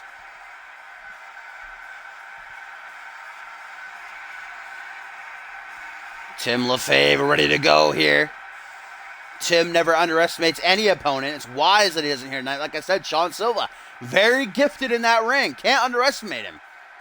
Can't pass him by or take him for a walk in the park. He likes to use the numbers game of Rise to beat down his opponents. He's a cheapskate, no doubt. He'll take the easy way out 10 times out of 10, but when he's forced to go at it alone, he's nothing to turn your head out right out of the gate, showing some aggression as he charges Tim before the bell even really rang. That float over DDT and immediately going to lock in a submission. It looks like a Hollywood and Vine or a stump puller, one of those two. I'm not too sure. Tim LaFave, of course, not going to give up that easy. Tim, we know, currently still suffering from a minor concussion he suffered last week during the six-man tag match. Tim really went back to his roots last week, competing in all tag team action. He won all of them. Like I said, he's been on a tear, undefeated since his return. Sean Silva could really throw a wrench into his gears here tonight. Tim LaFave, though, look at that power from the good old boy. Sends Sean Silva flying back. Oh, now going to show off that strength, maybe those muscles, with that deadlift gut wrench suplex. And Tim LaFave, we know, like I said, he sent out that tweet saying good luck and that he wasn't here to punish Sean Silva at all. But you know it's got to be in the back of Tim's mind. He and Bob Luger are good friends. There's got to be a little part of Tim that's saying, oh, I just want to beat this guy up right now. There's another gut wrench suplex. If you've never seen Tim LaFave in action before, very old school style, a lot of suplexes. Probably 90% of his moveset is suplexes, different variations. From time to time, he can pull out one of those moonsaults, though, from a same position or the second rope. That'll shock you as he now pulls Sean Silva away. Going for a neck crank, it looks like. As he takes him down, now going for the legs. Tim LaFave picking apart every single part of the body. Sean Silva, though, boot to the side of the head. Going to take him down, give him a second to breathe. Right back to his feet, though, as Timmy went bam! Knee to the chest. And Tim, of course, coming back way too soon, if you ask me, from that career-threatening, life-threatening neck injury that he received at the hands of Furious Frank at the start of the season. That's, of course, always a target. As Sean's going to go for the leg. What do we got here? Oh, man, that hurts. Sean Silva putting his leg right down to the thigh and jumping over. That's now he goes for the... dang. Sean Silva doing a very good job just tearing Tim apart right now, limb by limb. Out onto the ring apron he goes. Tim is the real #1 suplex machine. Silva, oh, we haven't seen a whole lot of Sean Silva in ring. He's only had maybe 5-6 matches this season. He's faced some big opponents. His debut match was against Bison. Beautiful single up underhook facebuster right there. I wouldn't really expect him to be a high flyer. That blockbuster was beautiful, though. And there's a knee to the back of the head. And a second one, why not? The first one worked. How about a third one? No, lifts him up to his feet. What Sean Silva got in mind here? Oh, we've seen this before. SOS. Not going to go into the pin, though. Silva instead going to help Tim up back to his feet. Counter by Tim, a European uppercut. Staggers him. Timmy over the snapmare. Oh, and Tim beating his chest. Maybe looking to mount a comeback here. No, couple elbows to the side of the head, though. LaFave brings Sean Silva up. There it is. Vintage Tim. Forearm smash to the kip up. Inverted atomic drop. Can he complete the combination with the scoop slam? Yes, he can. And now Tim going to dole out that Long Island slam. Man, nearly sends him through the canvas. Will that be enough? No, Tim's still not content with trying to go for the pin. Instead, going to go for the... Tim keeps fixated on Sean Silva's legs here tonight. Don't know why. It keeps costing him. As Sean Silva lets us all know that he's still well in the game.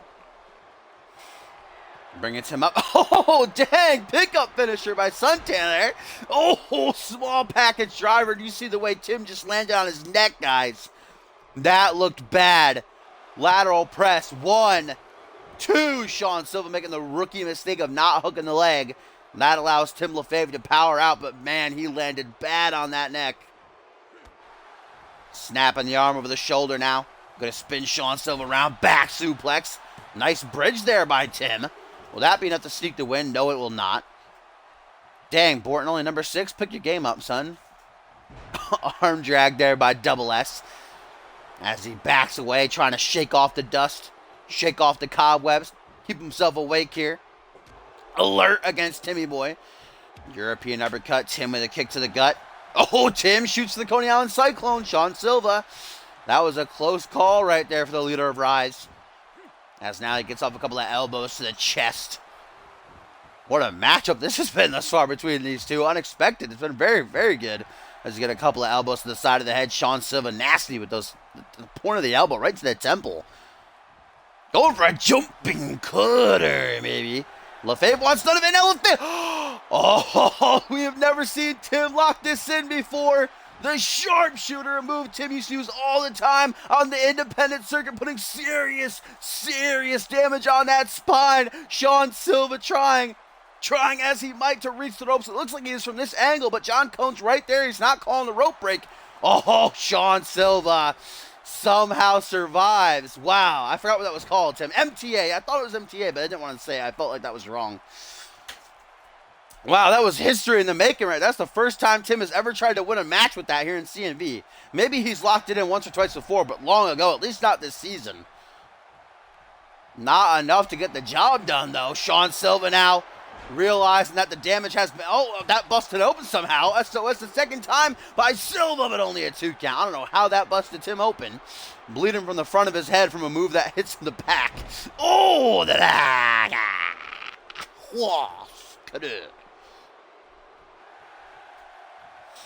goes for a hook to the jaw. Forearm smash now. Sean Silva with a Shiranui.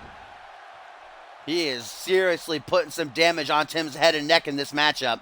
I'm surprised Tim was able to keep on going after that small package driver. The way he landed. Sean Silva taking too much time, gloating though, too much time relishing in the damage that he's caused here. Now Tim going to go for a pin every chance he gets, bleeding now profusely from that cut on his forehead. That does nothing good for his concussion. Oh, now going for the legs. Slips through, though. Does Sean Silva.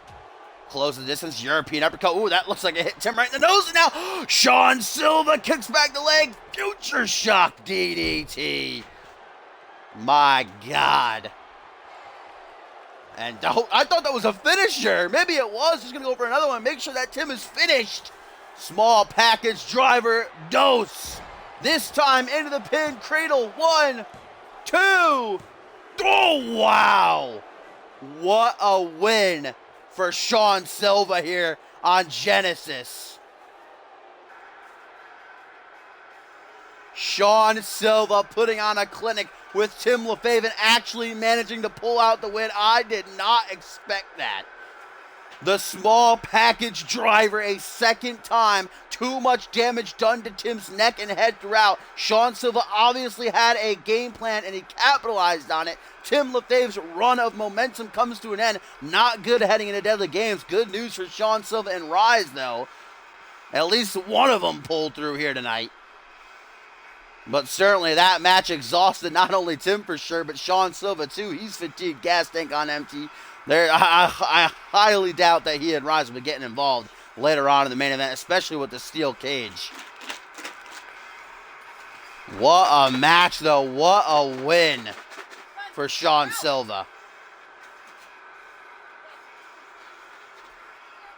Sean Silva, you can see how egotistical, how cocky he is after that win. I guess he deserves it a little bit. This is the first time ever that Sean Silva actually has some reasoning behind him being so egotistical, so brash.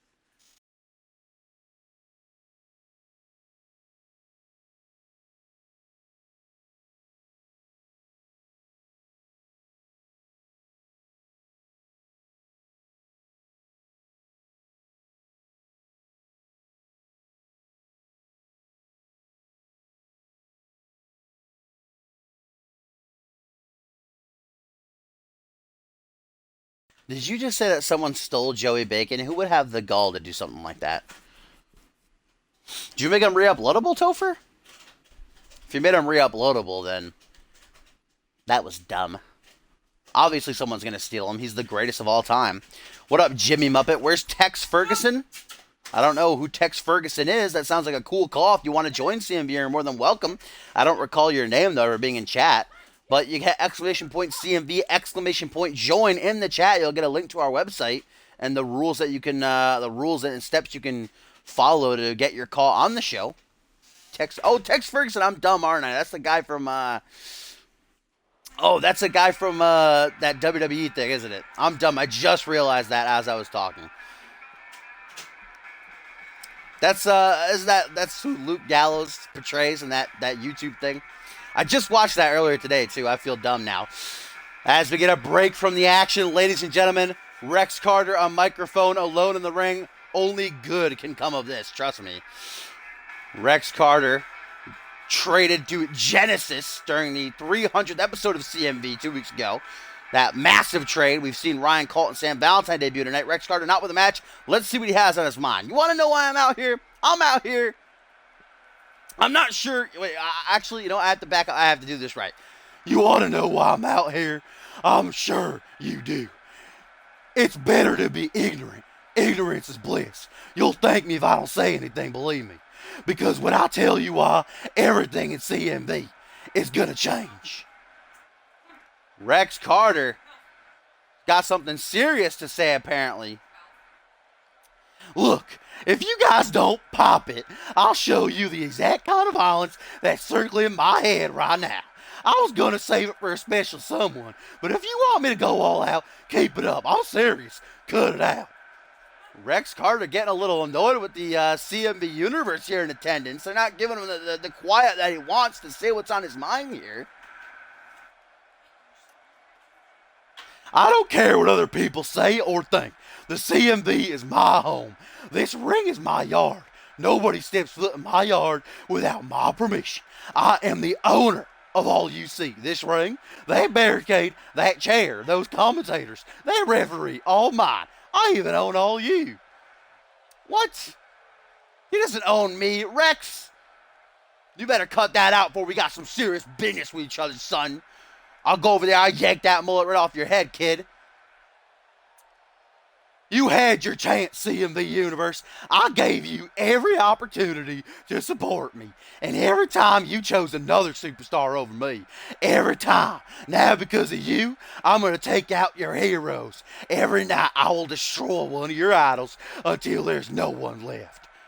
So Rex Carter a little bit miffed with the CMV Universe that they've never supported him. They've never gotten behind him, instead choosing others over him. And now Rex going to make it his mission to take out their idols, the people that they love. This is a new Rex.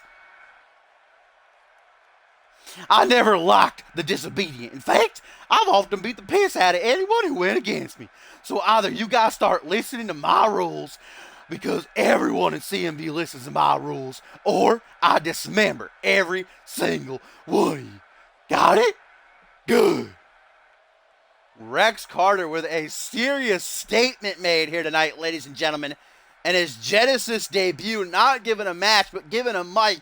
And he made the most of it, putting the entire Genesis roster on notice. The hillbilly has arrived.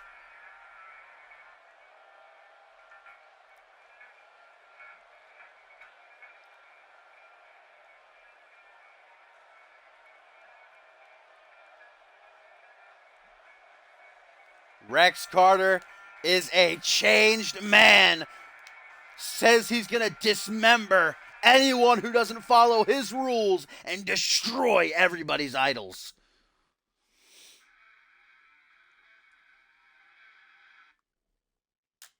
Just give me it. Uno momento. Gotta wipe my face real quick. Got spit all over it from that promo there. 1 second.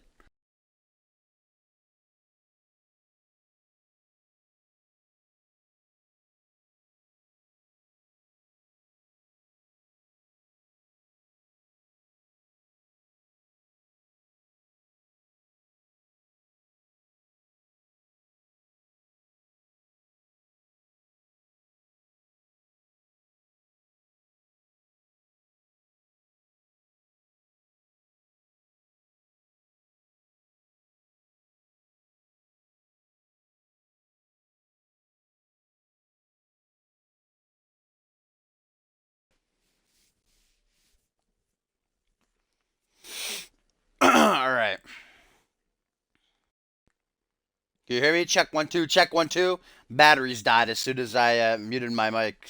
Good timing, I guess, during a loading screen at least.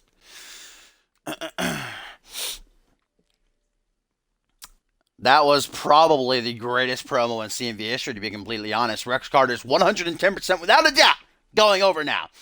I appreciate that, Jimmy. Like I said, even though you bamboozled me good there, if you do have a call and you want him on the show, you are more than welcome. Exclamation point join in the chat. We'll give you a link to our website, or you can just watch. Oh, Topher, what's with the savagery? Topher, I do this all for you.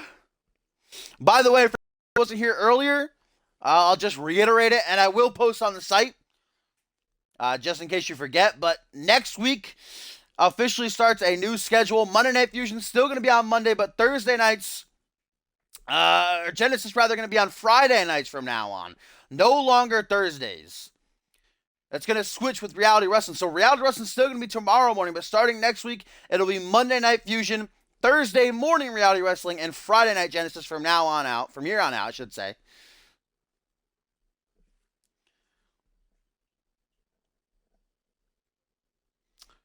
But my friends, it is a co-main event time before the steel cage descends around the ring. Kaiva and Randy Orton finally go one-on-one for the International Championship. I'm so pumped up. What a night it's been so far.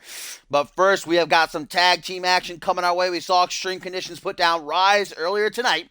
And now the men who will be challenging them for their titles, and Zach Cage and Nick Blake, looking to remain undefeated as they take on the pairing of newcomer Zach Peterson and CMV veteran DRH. I don't know if I should call DRH a veteran. He was here in season 1, at the very beginning of season 2. Just returned last week, though, after upon 4-year hiatus, losing a matchup to debuting Rick Reed. But certainly he was here at the beginning. Who knows if CMV would be the same without DRH. I mean, he main evented, or was supposed to main event at least the first ever episode of CMV. Here we are 305 episodes later, as the undefeated Zach Cage and the friend of Cole Savage, Nick Blake, make their way to the ring. These two men defeating the family last week in an elimination tag match to become #1 contenders. They challenge Extreme Conditions 2 weeks' time at Cause and Effect. Can they bring the legendary reign of Eric Thunder and Matt Jefferson to an end, or will they be just another just a couple more victims put down in the record books? We'll find out. But here tonight, they just look for that all-important momentum. Reality Wrestling earlier in the day. Lately, I've been doing it later, though. I probably will tomorrow, too. We'll have to wait and see. But I'd say probably around 12, probably around fucking noon or 1-ish. Probably noon is when it will be starting out tomorrow, at least. Once it's on Thursdays, it'll probably back to its early time around 10, 11-ish a.m. Eastern Standard Time. Reality, or rather Genesis, will still be around the same time it usually is, but just on Fridays now. As Zach Peterson making his CMV debut last week on the live event with a win over Josh Wolf. Now there's opportunity to shine on the main show. Not a whole lot of new guys get to come up to the main show this quick. You're a big fan of Zach Attack Peterson? Well, you're just in time to really see his career begin. Like I said, just debuting last week, securing that win. He's got a great tag team partner, too, in DRH. Certainly an odd pairing. Who knows? We could perhaps, if they get the win here with the #1 contenders, maybe they blossom into something bigger. Maybe become a real tag team. I mean, putting down the #1 contenders, that can get them a future title shot. But Cage and Blake certainly looking to remain undefeated. As DRH yeses his way down to the ring. He's happy to be back. Rocking them beats, son.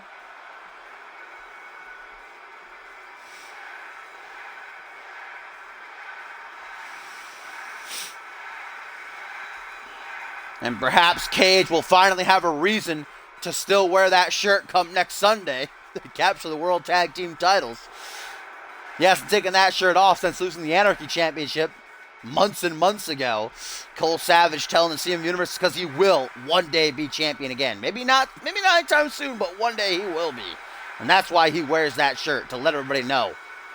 Even without a championship, he is a champion. Yes, here we go. Co-main event time. Been an amazing night on Genesis thus far.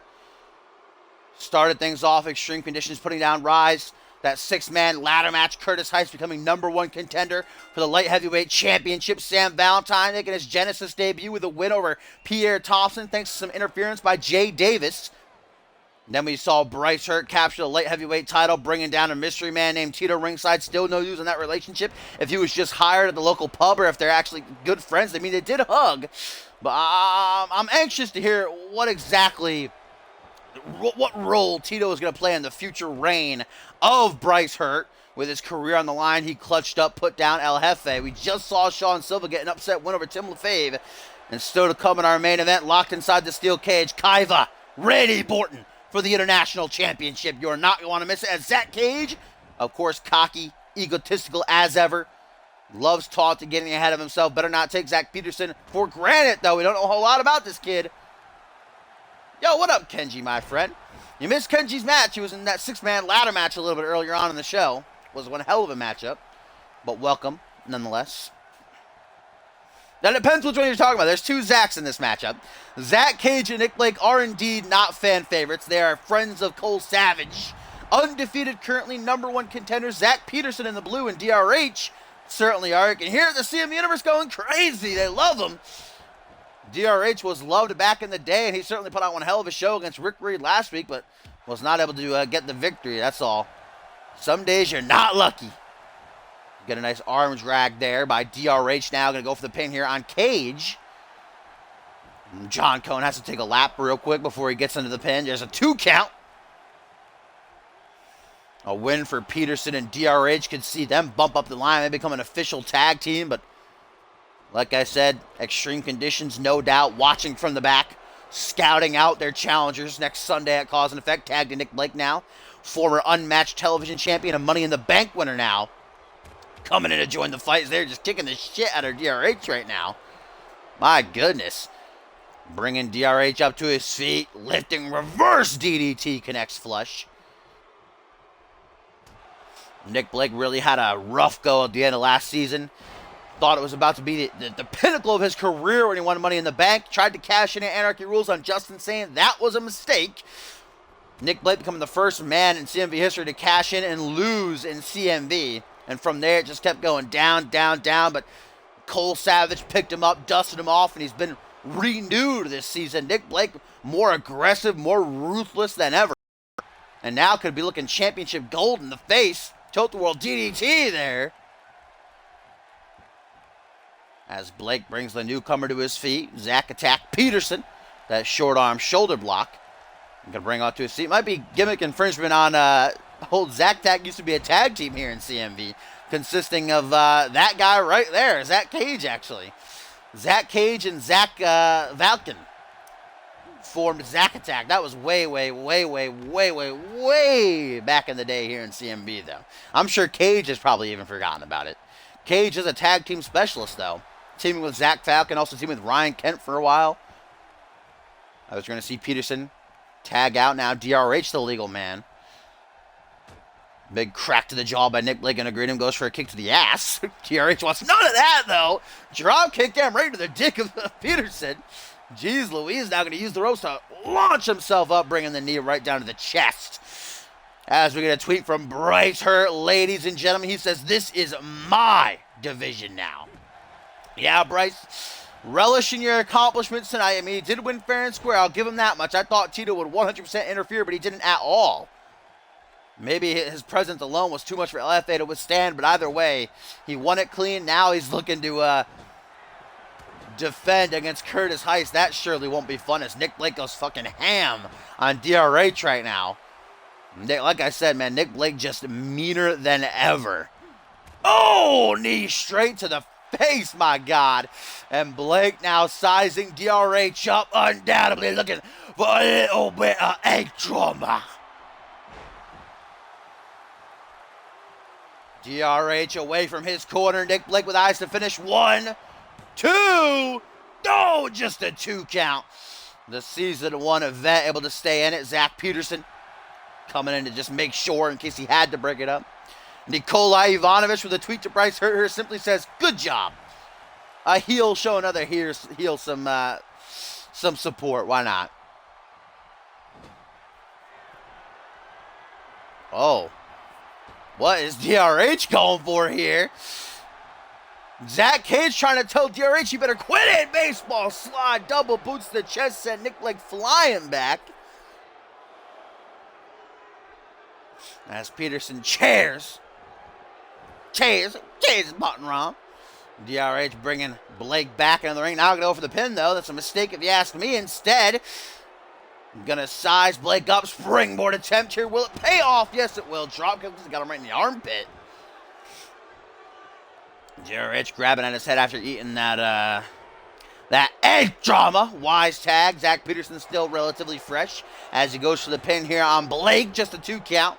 Remember, Cage and Blake are currently undefeated as a tag team. They certainly don't want to lose to these two. Not that they're bad superstars, obviously, not at all, but they're certainly not the upper echelon of the tag division to say, without a doubt.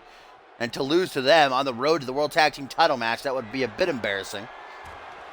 Nick Blake with the boot to the chest. He's not really a high flyer. There you see, he decides to not take... Oh, what a counter by Zach Attack Peterson. And Nick Blake going for that vintage Shiranui of his. Having none of it is the newbie, though. Oh, leapfrog. Oh, and a crossbody connects. Nice. Now Zach Peterson. We saw him soften Josh Wolf up with this last week. Nice combination. Some kicks to the chest. Going to finish off with a spinning soul kick. Stuck in the air right out of Nick Blake. Might have cracked a rib, too.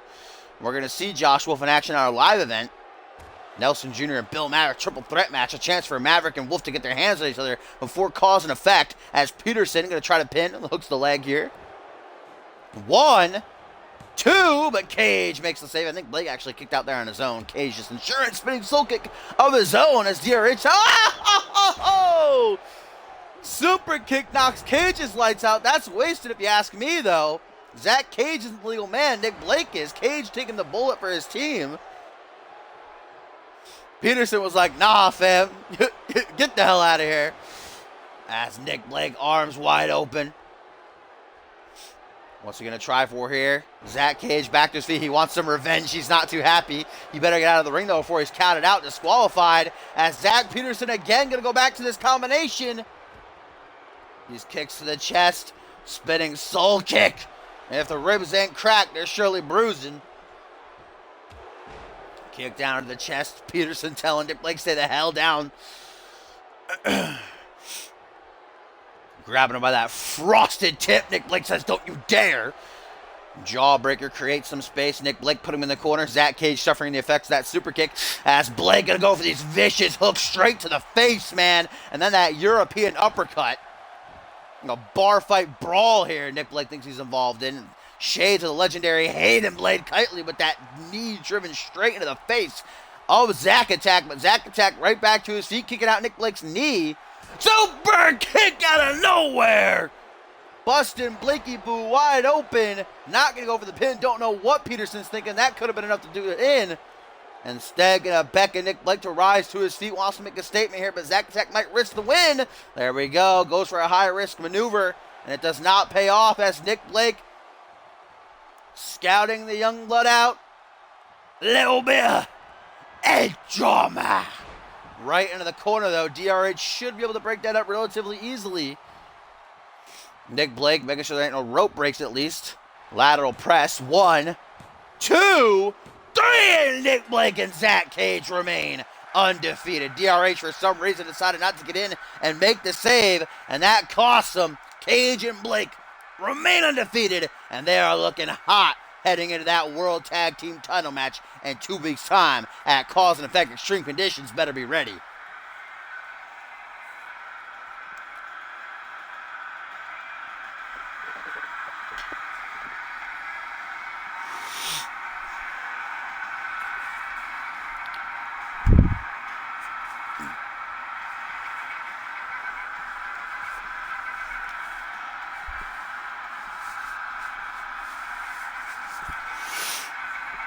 Great effort put in, especially by Zach Peterson, man. If he would have gone for the pin after hitting Blake with that super kick, he would have won. But maybe the nerves, the butterflies, whatever it was, got to him. Instead, he wanted to show off, go for some high-risk offense, try to put an exclamation point on a possible victory, but unfortunately, it backfired. Blake with the head trauma. And that is all she wrote as DRH. Can't even fathom to watch on. Blake and Cage remain undefeated, man. This team seems unstoppable.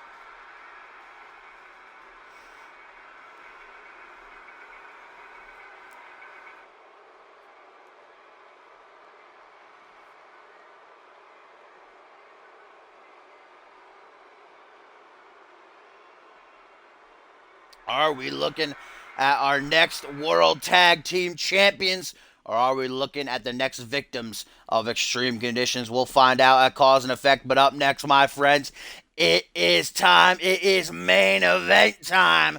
The CMV International Championship is on the line as we are finally going to see the collision between Randy Orton and the Latvian Kaiva. We've been waiting weeks for this. We were promised it on the episode 300 extravaganza of CMV 2 weeks ago on Monday Night Fusion, edition number 76, but Rise made sure that didn't happen, brutally attacking Kaiva on his way to the arena, and Sean Silva beating Borton up backstage, so the match was thrown out. Dave Turner saying that the match is going to happen, he's not going to kneel to the punks that are Rise, putting a steel cage around these two men to make sure that there's no interference. We are going to get it on. Borton's been waiting 2 months for his rematch. Kaiva has been on a roll. He hasn't been defeated in singles action in 3 months. 3 months. Kaiva has not been defeated one-on-one. Randy Orton's only suffered 2 losses this entire season, and both times it was at the hands of Pierre Thompson. Of course, he lost the championship 2 months ago at Dark Carnival inside of the Elimination Chamber where Kaiva won it. But this is it, folks. It all comes down to this, the past of the past. These two men, though they are currently uneasy allies in the fight against Rise tonight, they are opponents. Remember, steel cage rules do apply. You can win by pinfall submission or climbing up and over the cage, feet touching the floor. There's no champion's advantage for Kaiva here. He can't retain via disqualification or countout. It's got to be one of those 3 ways, my friends. Randy Orton looking to become a 2-time international champion, add yet another title reign to his already stacked and impressive resume. Kaiva not looking to let his grip on the title be so easily loosened. As we get a tweet from Bob Luger who says, "I'll be back on Genesis next week. Rise, you messed up. Kaiva and Randy Orton, good luck tonight." Bob Luger, our Alpha World Champion, who is set to defend the title in 2 weeks' time at Cause and Effect against the winner of the Deadly Games tournament, brutally jumped backstage by all 3 members of Rise at Wildcard last Sunday, suffering a dislocated shoulder. Bob Luger, though, with that tweet, letting us know he's okay. He'll be back next week. And Rise is going to have a hell to pay. As here we go, this matchup is for the CMV International Championship. Randy Orton has not been in a match in 3 weeks. You got to wonder if there's a little bit of ring rust on him. Not much if there is. And Orton looking to be in the shape of his career, if you ask me. A future Hall of Famer, but Randy Orton far from the finish of his career. He's got his eyes set on becoming a 2-time international champion here tonight. The Moo Moo Man, baby, the king of the ring, the 2018 Superstar of the Year. This has been the year of the cow, no doubt about it, my friends, as Milkamania is looking to run wild. Orton stepping into the steel cage. Here in the main event of Genesis number 77.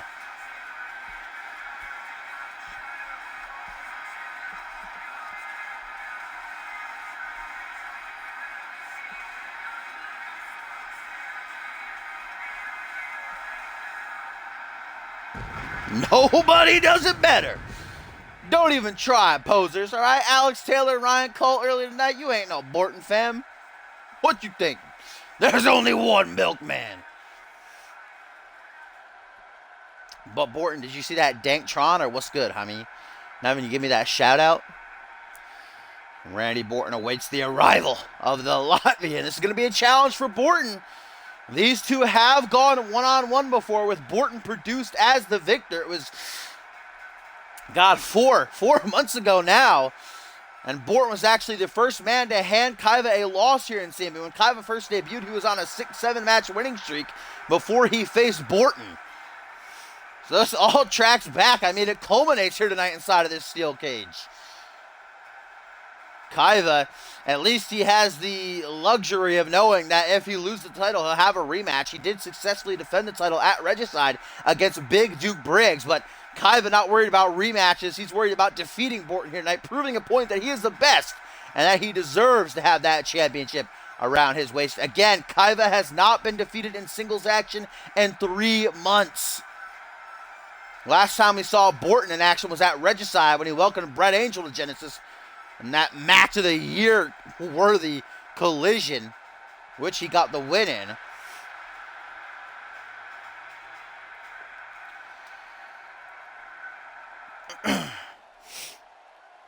Here we go, my friends. This matchup is for the illustrious and prestigious CMV International Championship. Some of the biggest names in CMV have held that title. Borton, if you ask me, my personal pick for the best international champion of all time. He was so close, one day away from breaking the record for longest reigning. He's tied with the likes of Jackson Jordan, Troy Voodoo, and others for most title defenses at 4 as Kaiva right out of the gate, aggressive on display with that belly-to-belly and then into a shoulder claw of doom, brother. Borton wants none of that. He's felt that maneuver before. He doesn't want to have it locked in on him for very long. Remember, pinfall, submission, or climbing up and over the cage with both feet touching the floor. This is Kaiva's first taste of the harsh steel. He's never been in a steel cage match before. Borton has many times in his career, as Borton misses that body splash attempt. Oh! Borton beat Kaiva first, though. Borton was the man to hand Kaiva his first defeat in CMV. Bob Luger beat him too, but that wasn't in the last 3 months.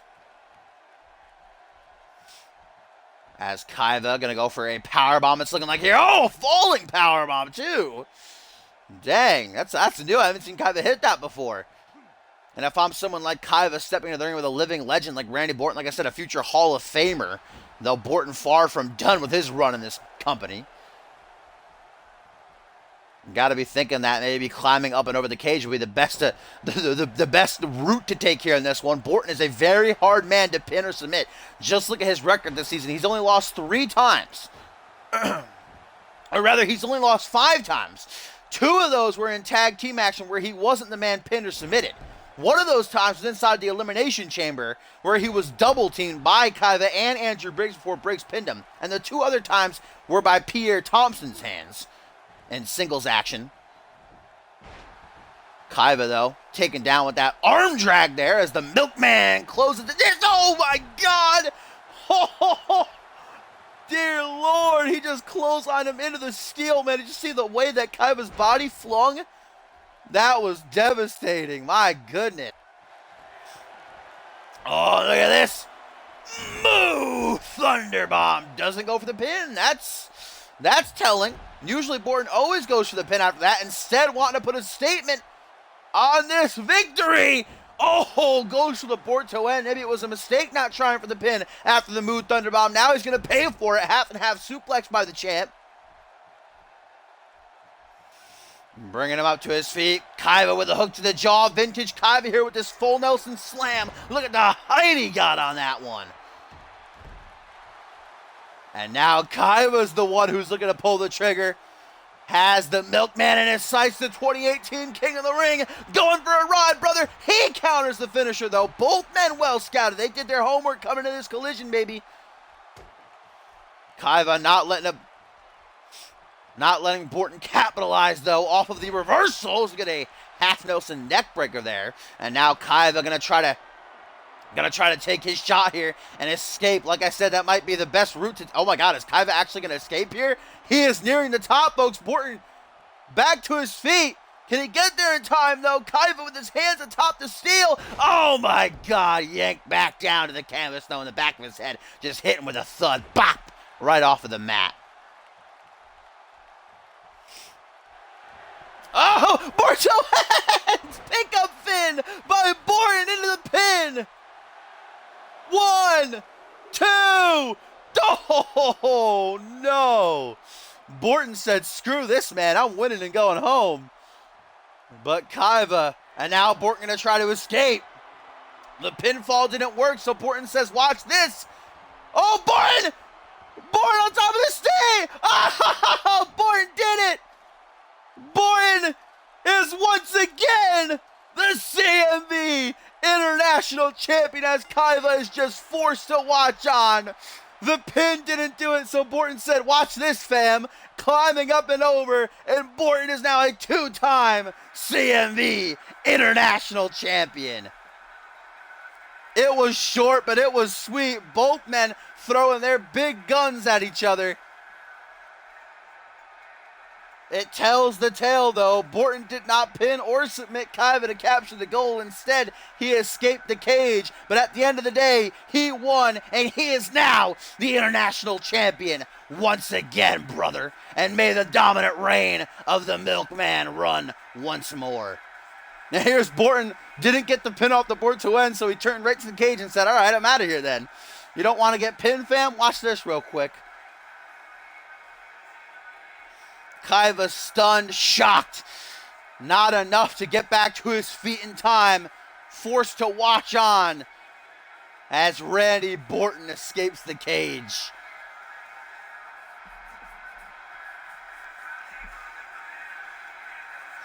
But Kaiva is owed a rematch. We can't forget that. He retained the title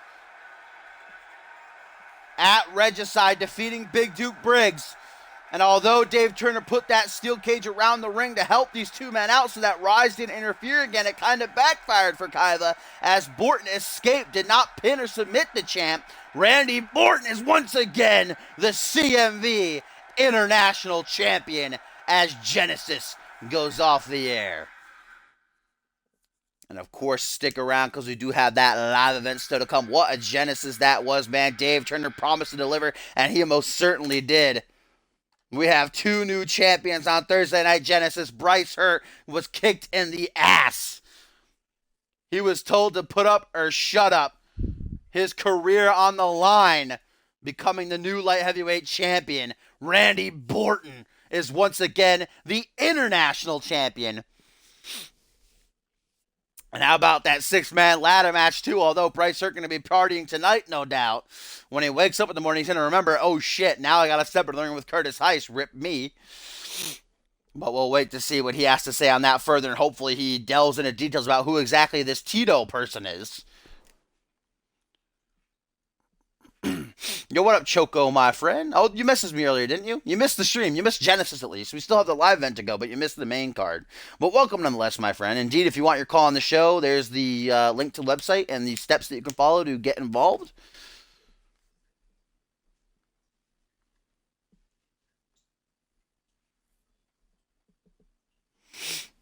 Yeah, undefeated, Maury. Undefeated. As they head into their World Tag Team title match. Of course, we've got 2 new champions crowned there. And remember, guys, once more, I'll reiterate before the stream ends, and I will post it on the site. This is the last time that Genesis will be streamed on Thursday. Tomorrow will still be Reality Wrestling. This begins next week, but it'll be Monday Night Fusion, and then Thursday morning will be Reality Wrestling. Friday night, from there on out, will be Genesis. Friday Night Genesis is going to be changing it up a bit. I think it'll work better for most people, especially those who have school. So they're going in the weekend. They won't have any work to do, so it'll be better for them. Better for me as well. My schedule has changed as we set up this live event card. Well, first let's see if we. I think Gumble's gone. So, Batman, are you on? Big Bat, the battiest bat I've ever known. Should we hear from Borton? We hear what Borton has to say about becoming a 2-time champion. Yeah, I don't think there's anybody joining me on commentary for this live event. That's okay, though. Got one of the people right, Universe.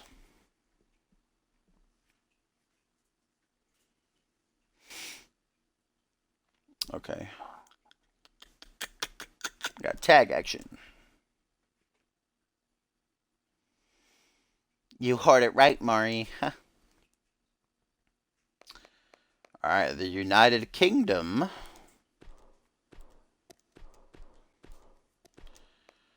against Hotline Miami. Hotline Miami beginning their Genesis careers last week, actually, when they defeated the Misfits. Let's see if they can put down former tag team champions now. Hold up. We them boys.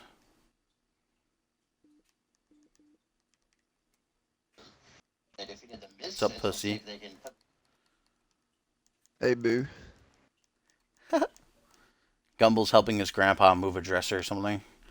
That's why he's not here. Oh, really? Or something like that. Something with his grandpa. I mean, if he hears that he lost, he'll just fucking drop the dresser. Punches his grandpa. Why? To let out frustration. I mean, dropping the dresser was to let out frustration, bro. That seems like a mistake if you ask me.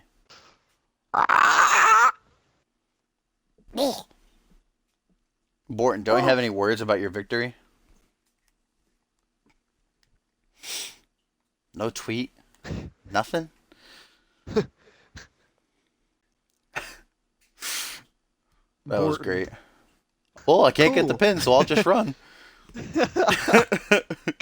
I called it, though. First finisher, they stay down long enough, and they get up that cage quick as hell.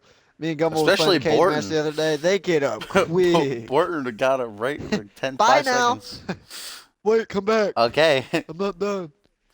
Yeah, you can't have a good steel cage match. I'm leaving. Shit. I'm pretty sure Brody Halleck is fucking facing Logan Hale in a steel cage. I hope he don't lose. Alright, then we got that triple threat. Hopefully the game doesn't fucking freeze like it has the past few weeks. What do you mean there's been a couple? Those tag team matches suck too.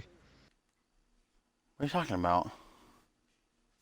The tag team steel cage matches suck too. Oh, I feel like the one with Jay Davis and Oliver Smith was pretty good at the Tokyo pay-per-view. I didn't watch it.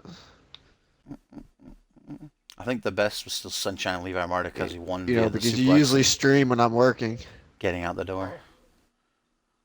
You fucking pussy. Alright, who's in this one? Nelson Jr. On a big streak right now. Bill Maverick. And old boy Josh Wolf. Chance to get their hands on each other. Bison? Huh? Did you just say? He just said Ivanovic versus Bison. Oh boy, what a match. That's happened before, and I'm pretty sure Ivanovic won. What?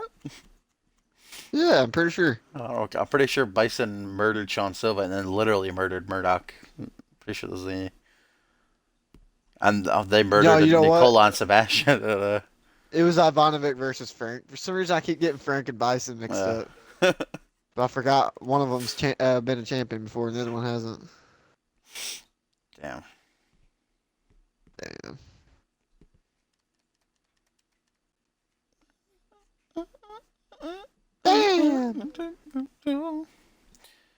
Gumble's gonna kill himself. Bryce Hurt and Tito versus Jay Davis and Gary Sakanoff. Huh? Alright. Borton, I think you're only mod in chat right now, so you gotta give us 2 winners. I'm a mod.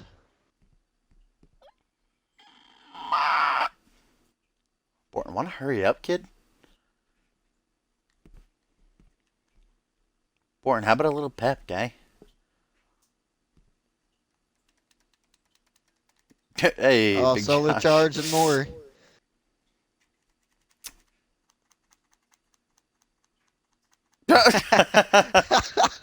Told you.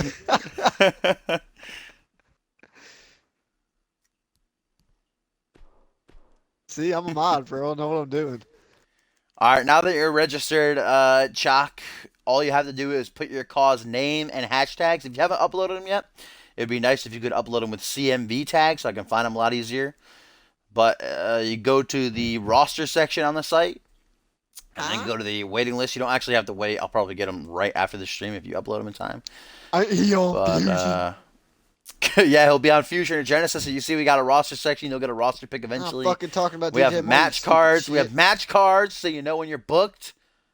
Okay, and you can promote in your role-playing section as your superstar if you want. We got rankings, all that jizz jazz. You're fucking dumb, bro. What? Yeah, hold on. Josh, you gonna pick someone, kid?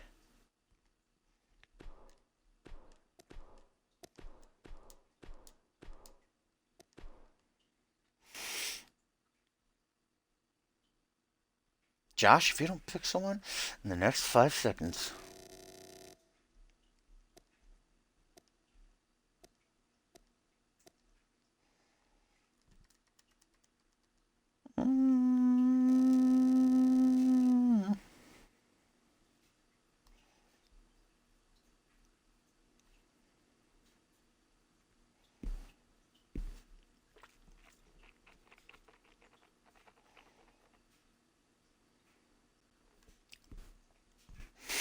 Follow me on it.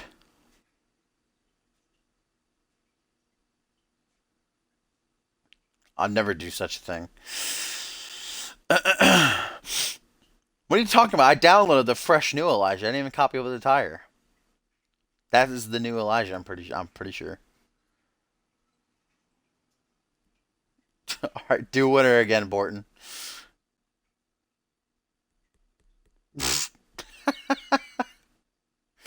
Well, he doesn't really know anyone on the roster, so I'll just do random. We'll go back to the top though.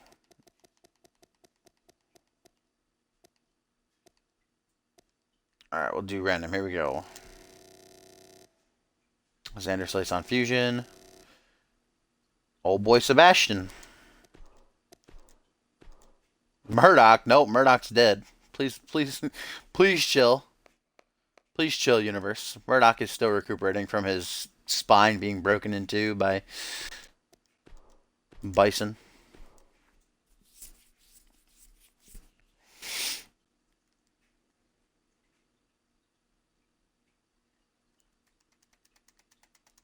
Yeah, Chaco. When you're in CMV longer and you know who's on the roster, then but right now, that's what the winner thing is. Whoever gets chosen gets to pick a call to be in the match. But obviously, I don't have your call right now, and you don't know anybody, so can't really pick someone if you don't know anybody.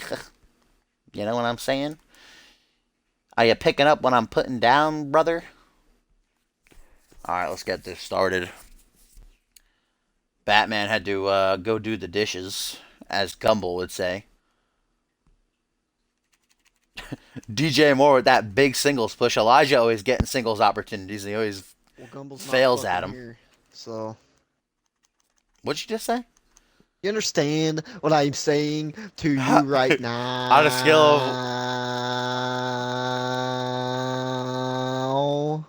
On a scale of 1 to 10, though, that Rex Carter promo.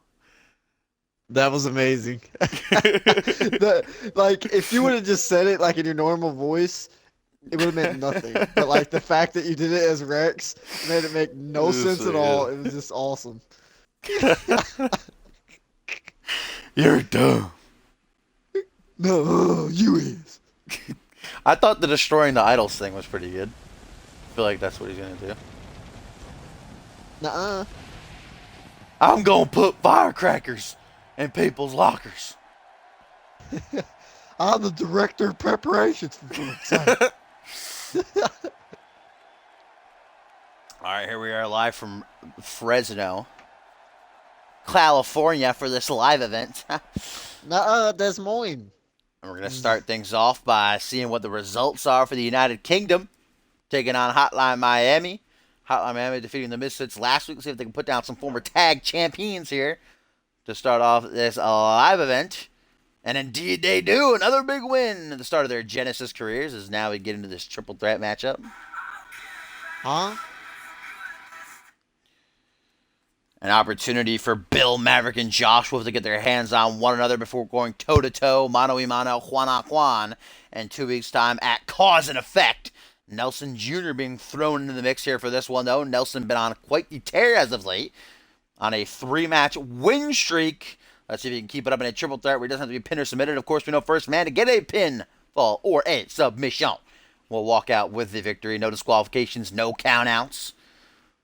Josh Wolf certainly very, very desperate for a win, as is Bill Maverick, to be completely honest.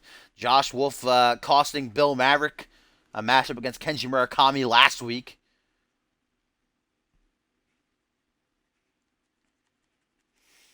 All right, there's no rush. Chuck will be here forever, hopefully, until the end of time. I'll never stop CMV. So you take your time as long as you need. Like I said, since you haven't uploaded, make sure you upload them hashtag CMV so I can find them a lot easier. Is this the guy you had? I remember you being in CMV, weren't you?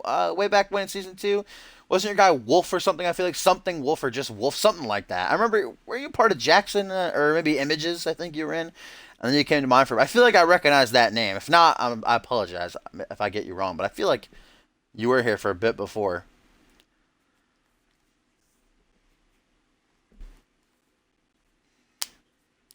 Gotta get the crack of the necks.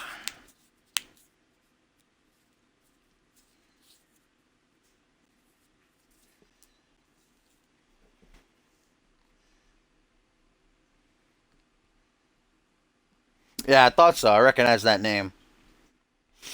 I remember Big Wolf. I remember. Huh?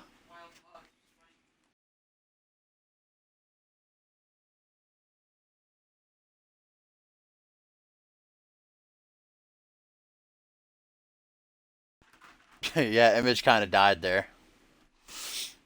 I actually saw him do a stream, like not that. I feel like 2-3 months ago, maybe when I think when 17 first came out, I tried to do it again, but I don't know. I don't know what happened with Big Image. As here we go, this triple threat matchup set to get underway here on this live event. Nelson Jr. representing the Hellfire Club, of course, on a tear currently. 3-match win streak. Toughest challenge he's faced in a while, though. See if he can capitalize on, surely, Bill Maverick and Joshua can be at each other's throats next and capitalize on it, try to sneak a win, or if he will be caught in the crossfires and crushed. Yeah, I'm excited to see him back. Give him that shout out. Wolf with the legendary return. I'm pretty sure he had like 2 or 3 matches. Right into that main event world title push, this massive return.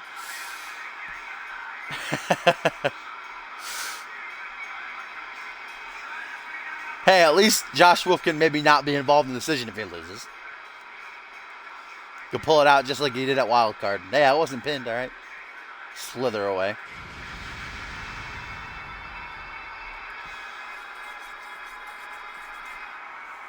Nelson Jr. ready for action. CMV veteran. On the hunt for gold and a win here over these two men can certainly bolster that. As here comes the man known as Fear now. Bill Maverick, it started off with him trying to get into the head of Josh Wolf and indoctrinate him into joining the Unholy Alliance, but that backfired. Josh Wolf's will proving to be too much for Bill Maverick to handle. So then Bill Maverick decided that he'd try to screw over Josh Wolf in a tag match a couple of weeks back. And he actually ended up doing just that. Left Josh Wolf high and dry to get handicapped by the real number 1 Bubbas. Wolf getting his revenge last week, though, by costing Maverick a singles match against Kenji Murakami. Now it's made official. They will go one-on-one at Cause and Effect. An opportunity to get their hands on each other here tonight.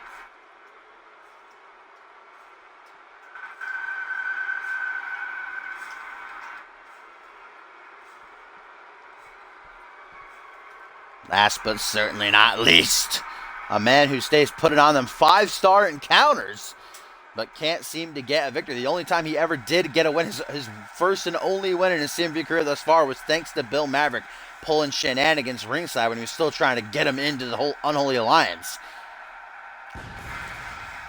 Josh Wolf saying, though, he'd rather be still without a win than have taken that thanks to the assistance by Bill. Josh Wolf hungrier than ever. He is on the hunt. Cause and Effect going to be his praying grounds. Bill Maverick his prey as he makes his way down the ramp.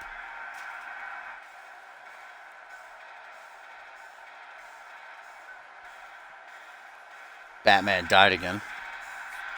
Rip Batman. Never forget. Looks like Nelson Jr. and Bill Maverick kind of talking to each other. I saw that quick camera angle. As soon as the camera landed on them, Nelson Jr. kind of walked away, but it looked like they were talking to each other. That doesn't bode well. Perhaps planning a bit of an alliance here against Josh Wolf.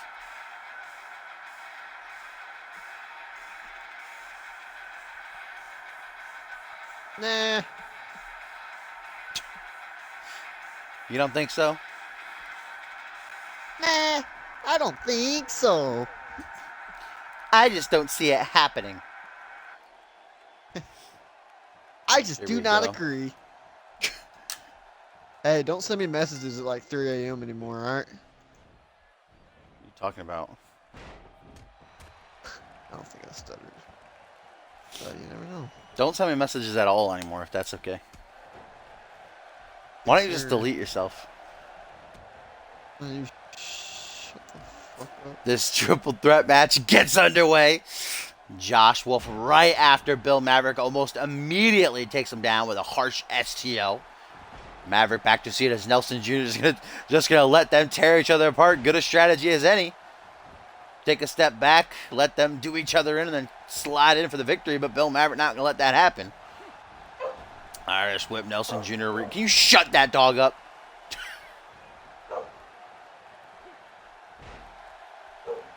My dog could beat up your dog, to be completely honest.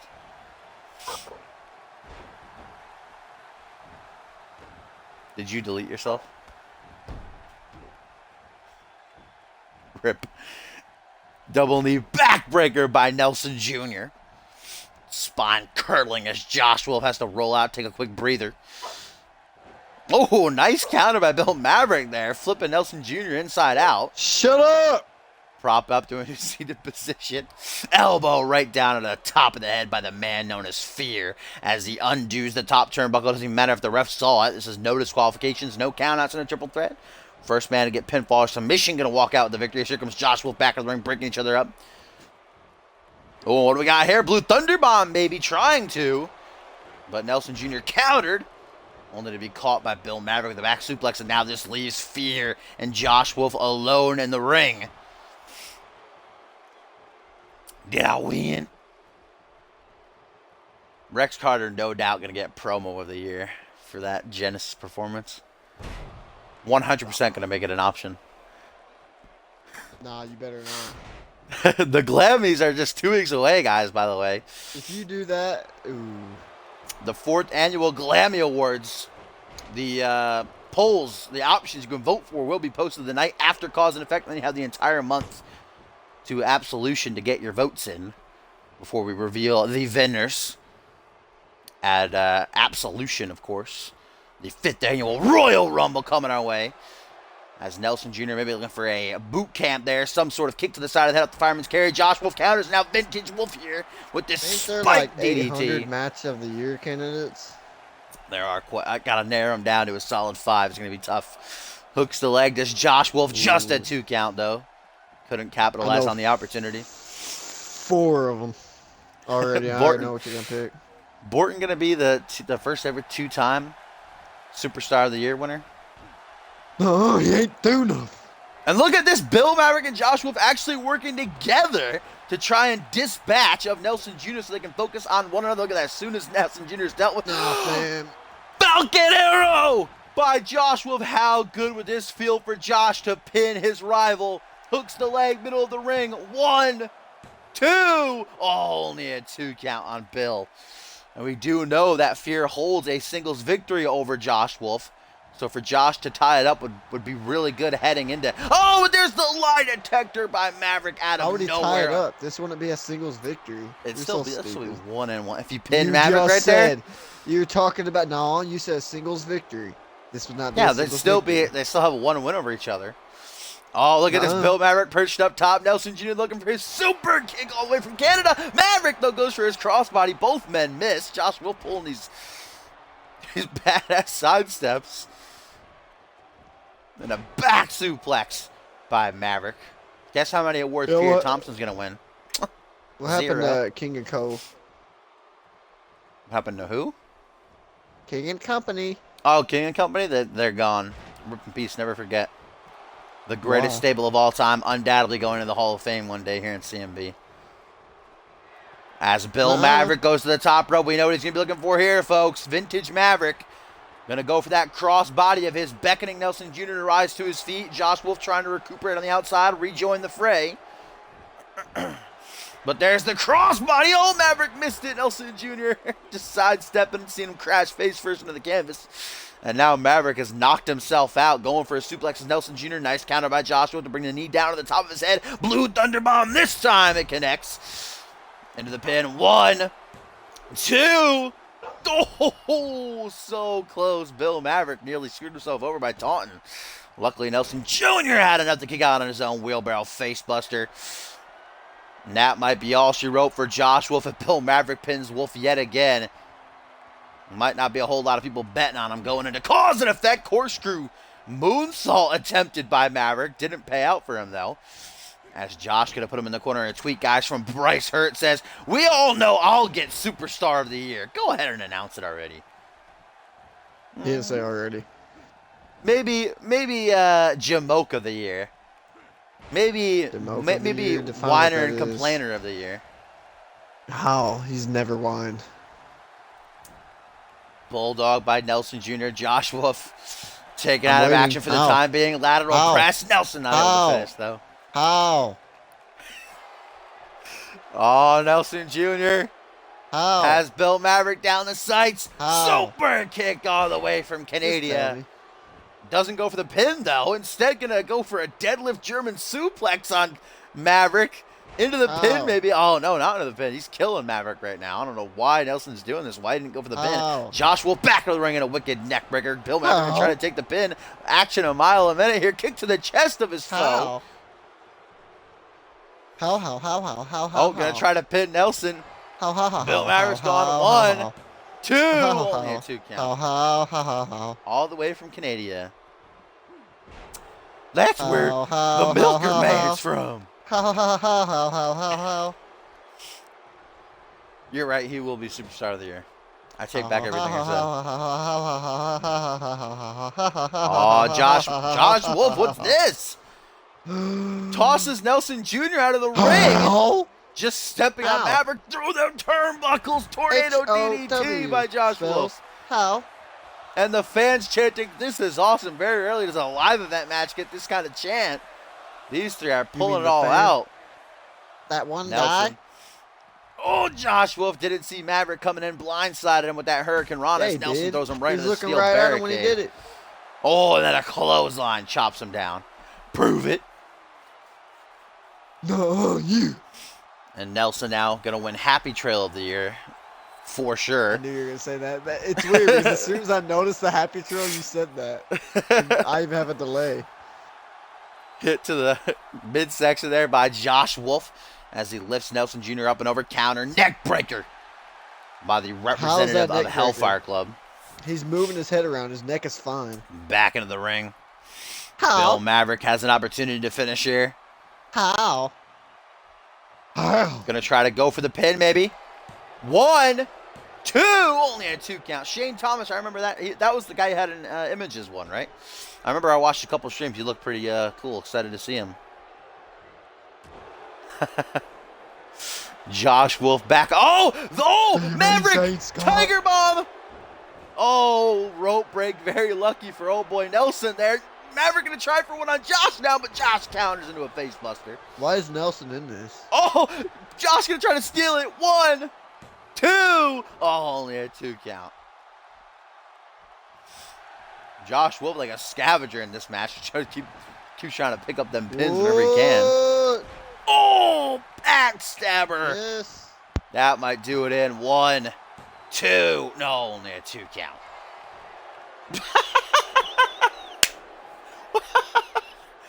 It's safe to say he missed that super kick, but not that one. And will this be the second week in a row Josh Wolf is defeated at the hands of a super kick? No sells it like a champion, this Josh Wolf. Oh, but look at this pin attempt by Nelson. Unique to say the least. Maverick back into the fray, gonna break it up? Yes, he does. Goes for the kick to the chest. Dragon! Skadoo! And now it is Josh Wolf and Bill Maverick left alone in the ring, going for the arm. Look at the movements of Bill Maverick, man. In that ring. For a man his age, he can move with the best of them. Forearm smash. Josh Wolf busted wide open, blood trickling down his forehead. Back suplex. Lands nicely there. I don't get it. Is that Tim LaFave or Eric Matthews? I just don't know. Lateral press by the man known as Fear. Looking to take the opportunity he has. Nelson Jr. back into the ring, telling him to bring it on. Nelson Irish Whip going to put Maverick in the corner, slowly, steadily approaching him. Knee right to the chest. Maverick now closes in. Forearm smash. Lie detector once more. Going to maybe try to float over to the cover here. Down on one knee. Maverick clearly has it all drained out of him. Josh Wolf beginning to stir. Those spurs. I don't know how they're allowed in a matchup. Imagine if that catches someone in the eye. Put into the corner. Josh Wolf, what's he going to try for here on his arch rival? Counters the counter. Busts Bill Maverick wide open. Now that had to feel good. Now goes for Nelson Jr. Belly to belly attempted. Nelson's having none of it, though. How come every time they bleed, it's in the same spot? It's almost like this is choreographed. Oh, super kick by Nelson Jr. I know sometimes the game will mess up. Like, you'll do a foot DDT in their whole One, fucking face. Two. It's all bloody from it. No, just a 2 count. Yeah, just on Genesis, Sean Silva hit an SOS, busted Tim open. Don't know how that works. Did you say DDT? Close enough. And there's a boot right to the side of the head by Nelson, just trying to pin both men back and forth, it seems. So what's he trying to go for here? Oh, lining Maverick up. Josh Wolf just going to let this happen. Why not? Some damage dealt to his arch rival, but Josh Wolf is bleeding really bad now. Donning that proverbial crimson mask as the blood is all down in his eyes. Getting in his mouth back and forth with Nelson. He goes counter after counter. 1999 up in this one. Able to slip through now. Kick to the gut by Nelson Jr. Super kick a second time to Josh Wolf. Will he actually try for the pin this time? No, he can't. Maverick's back to his feet. Maverick going to capitalize. Bill Maverick. Power bomb by the man known as Fear. 1, 2. Only a 2 count. What a matchup. Now going to try for the pin on Josh Wolf. The Scavenger. 1, 2. No, only a 2 count. Josh Wolf had too much time to capitalize, to recuperate. Josh Wolf is taking a whole lot of damage in this matchup, and you know Bill Maverick smiling from ear to ear, salving about that fact that he probably won't be at 100% come cause and effect. And now a back suplex right onto the ring apron, the hardest part of the ring. Sheer steel lies beneath. Let's go, Lance, let's go. Lance, come on. Lucha, lucha. Lucha, lucha, lucha. As Bill Maverick now just relishing in the fact that Josh Wolf can't even stand. Nelson Jr. finally back to his feet. Bullhorns by Maverick as Josh Wolf just in and out of the ring. Shit. I'm better than you. Maverick put back into the ring. Nelson Jr. double axe handle to his knee. Josh Wolf is bleeding bad. Oh! Lion tamer by Nelson Jr. Josh Wolf not going to break it up. Just going to stand around and let it happen. No, he breaks it up. There you go. Irish whip now, Nelson Jr. into the cold exposed turnbuckle. I completely forgot about that. Bill Maverick exposed it at the top of the match. 1, 2. Only a 2 count. Josh Wolf trying to use them dirty heel tactics. Didn't pay off, though. Now Josh Wolf bringing Nelson to his feet. Bill Maverick, he's cut too. Irish whip into the corner, nearly takes down John Cone. Bill Maverick coming up from behind. Josh Wolf counters into the corner. Nelson Jr. takes an elbow, backs out. Maverick waiting for him, just standing there though. Josh Wolf again puts him in the corner. What is he trying for here? Going to put him up top maybe? No, counter into a wicked DDT. Josh Wolf taking out. Nelson Jr. Chicken Wing Gutbuster vintage. That is old school Nelson Jr. right there. I haven't seen Nelson hit that in a while. Old school. Lateral press. 1, 2, 3, and Nelson. No, not a 3. Oh, that was one of the closest pins I've ever seen. My goodness. I thought that was it for sure. Bill Maverick keeps on chugging on, though. Oh, German suplex. Wolf sucks. He's not even Maverick barking. Trying for the pin here. Lateral press. 1, 2. Only a 2 count. Josh Wolf back into the ring. Kick to the thigh of the man known as Fear. The lie detector. Josh Wolf has it well scouted at this point, though. Bringing Bill to his feet. Nelson Jr. in La La Land. Josh Wolf Really looking for something in that corner. I'm not too sure what. Oh, trips him up. Nice sweep. And now Nelson Jr. going to capitalize. Backstabber into the pin. That might be too much. 1, 2. No, just a 2 count. Josh Wolf refusing to die here. He's risking injury at this point, though. Looking for. He's going to need some stitches for sure. Get away. As Nelson now putting him in the corner. No. And what is the second generation superstar going to try for here? Tree of woe position, knee straight to the face by Josh Wolf. Wolf, this is your opportunity. You've got him alone in the ring, but Josh not capitalizing. Front headlock now. Releases the hold. Cheeky jab, puts him back into the corner. Josh Wolf just doesn't want to stay there, though. And now Josh is taken out of action yet again. Back elbow. Connects. Punch to the chest by Randy Nelson Jr. Going for a suplex. Drops down behind his Maverick neck breaker. Misses that soccer ball kick. Josh Wolf poking up there. You can see his head now. Maverick counters a suplex into one of his own. This triple threat match has been nasty. I'm bringing him up to his feet. Ring of the eyes by Nelson Jr., the dirty heel. Up over the shoulders yet again. A little bit of a roundhouse off the fireman's carry. He ain't no Xander Dropping down to one knee. All three of these men are absolutely exhausted. Fatigue setting in. Nelson Jr. goes for the pin. Josh Wolf, will he be quick enough? Josh Wolf, man, you can't even see his eyes.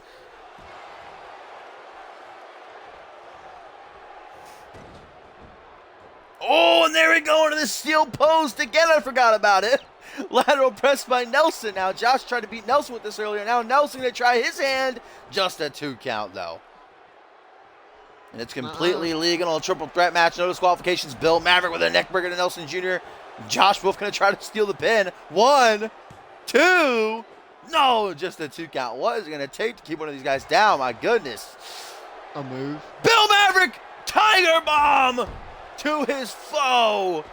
What'd you knock down? 1, 2. What'd you do? Wow. I don't know how Josh Wolf survived that, especially after taking 2 super kicks by Nelson Jr.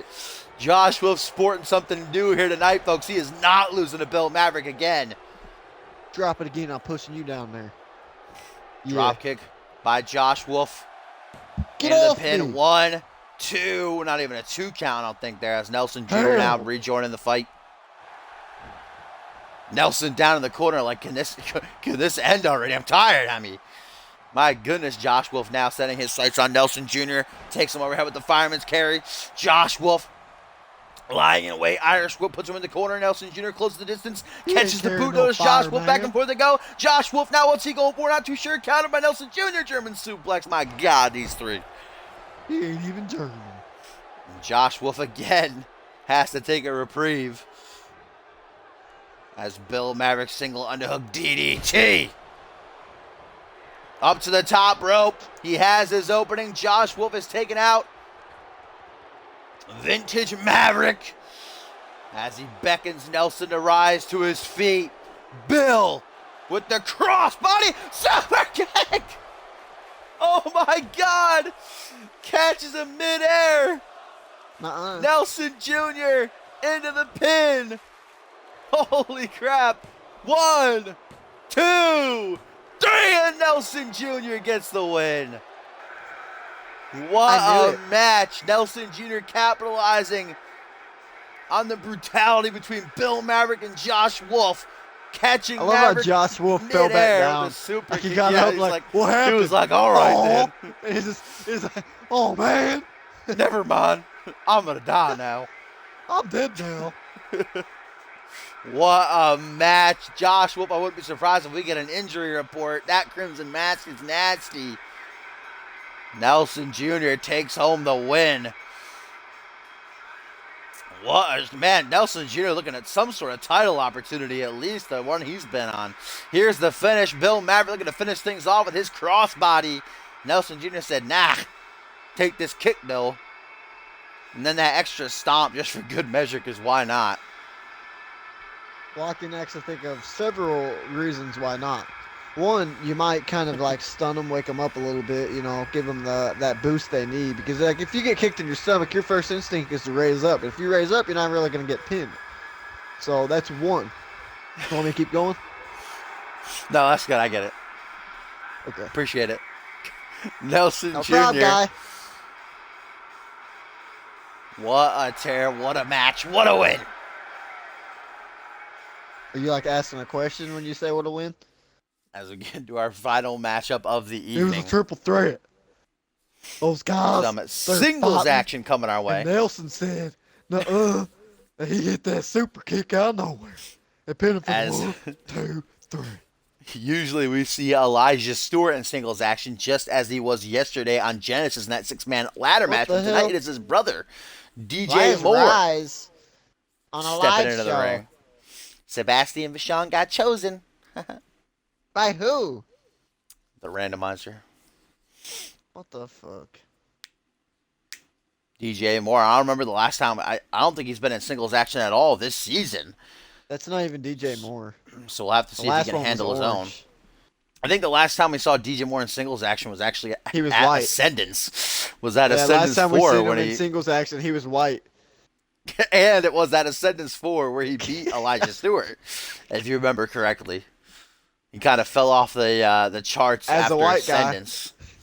Family been doing very well in tag action since reforming some months ago, but lately not so much. They took 2 losses back to back to Blake and Cage, costing themselves a title opportunity. We'll see if Moore can handle himself in singles action, taking on the Frenchman, the Grenoble Nightmare, and Sebastian Vachon. Of course, ringside is Sean Silva. Sean Silva coming off that huge upset win over Tim LaFave on Genesis. Of course, Vachon and Ivanovic taking the loss to extreme conditions, a chance for Sebastian to redeem himself here. What?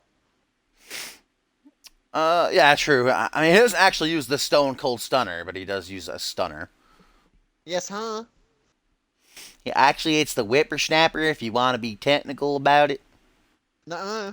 I'm sure he's got like other No, actually, he doesn't have other variations. He's got that dumb forearm. There's the springboard stunner. Hey, no. Get off me, damn. I think my favorite don't stunner wanna in the play game with is the you. McMahon Come stunner, on, and that's only because guy. it doesn't even look like a stunner. It looks like a better animated Fine. twist of fate. You want me to pet you? There you go. Does that feel good? Very rare. I don't think we've ever seen Sebastian Vachon in singles action. He was Huh? teaming with Murdoch before What? there was a tag team component of Rise before Murdoch was killed Sebastian's by been Bison in like 2 months at ago. least 10 single matches. When? Whenever. Name one. Season 4. I'm pretty sure this is the first time he's going to be alone in that ring. Of course, not completely alone, though, as we got Double Nuh-uh. S ringside for him, donning that fashionable fedora. Nuh-uh. Not many men can Remember say they when, defeated Tim LaFave, so. Remember when that almost was going to be Zack Zenda?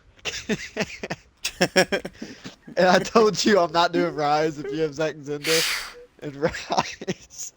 Not a big Zenda Get fan. off of me. Great. Off.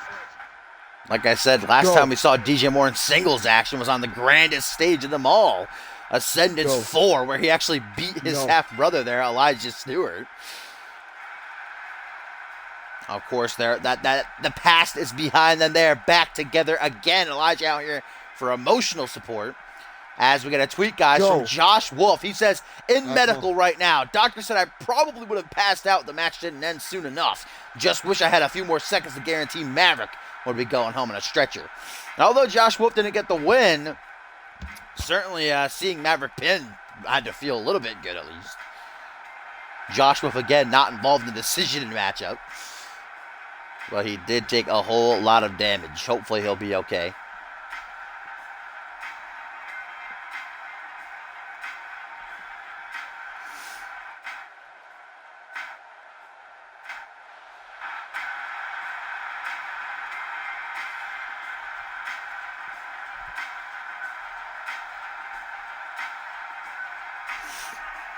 Hey, Maury.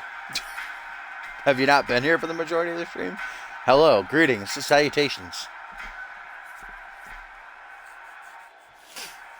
DJ Moore ready to go. First singles match this season His brother Elijah not been too well when on his own. Oh, and Sean Silva invisible again. This happened when they teamed up on Genesis at the top of the month against Kevin Luger. Sean Silva backstage, guys, forgot about the match. Someone's got to go get him.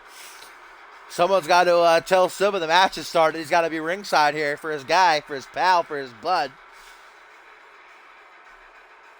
Just Sebastian Vachon making his way alone down the ramp here.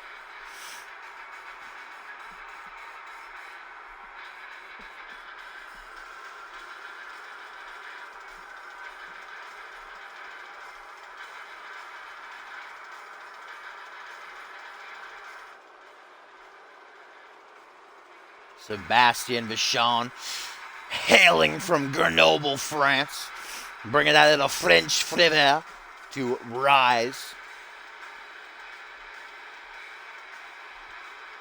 Someone's still got to go get Sean Silva, man. Chris Benoit's ghost rolling through. But we got no Sean Silva though. As look at Sebastian get right in DJ's face, man. Sebastian doesn't give a fuck. My goodness. The Grenoble Nightmare. Trying to intimidate his opponent.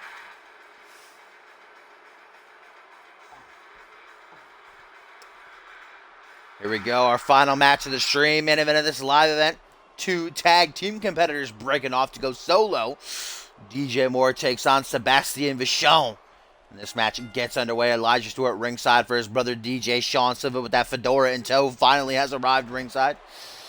DJ Moore immediately throwing Sebastian out of the ring. Sean Silva better watch out. He lays hands on DJ. Could result in a disqualification. As DJ from behind. Bam! Back suplex face buster. I cracked a couple of teeth there. Big hook to the jaw for DJ though as he falls on top of my cowboy hat.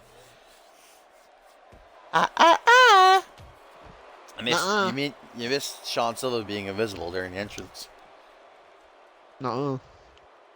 Yeah. No, He said, I don't want to go. Referee currently at a count of 6 here. As TJ Moore brings Vachon to his feet. 7 now. Into the steel steps Moore. Big bad. Doing a number on the Frenchman right now. 8, guys. Count of 8. DJ Moore, as soon as the match started, threw Sebastian out. 9 now. Are they going to be able to beat the count? Oh, my goodness. Millisecond away from this match being over via count out. As DJ keeps up the assault. The wheelbarrow face buster. Look at that fedora, though, on deck for Silva. Looking like a G.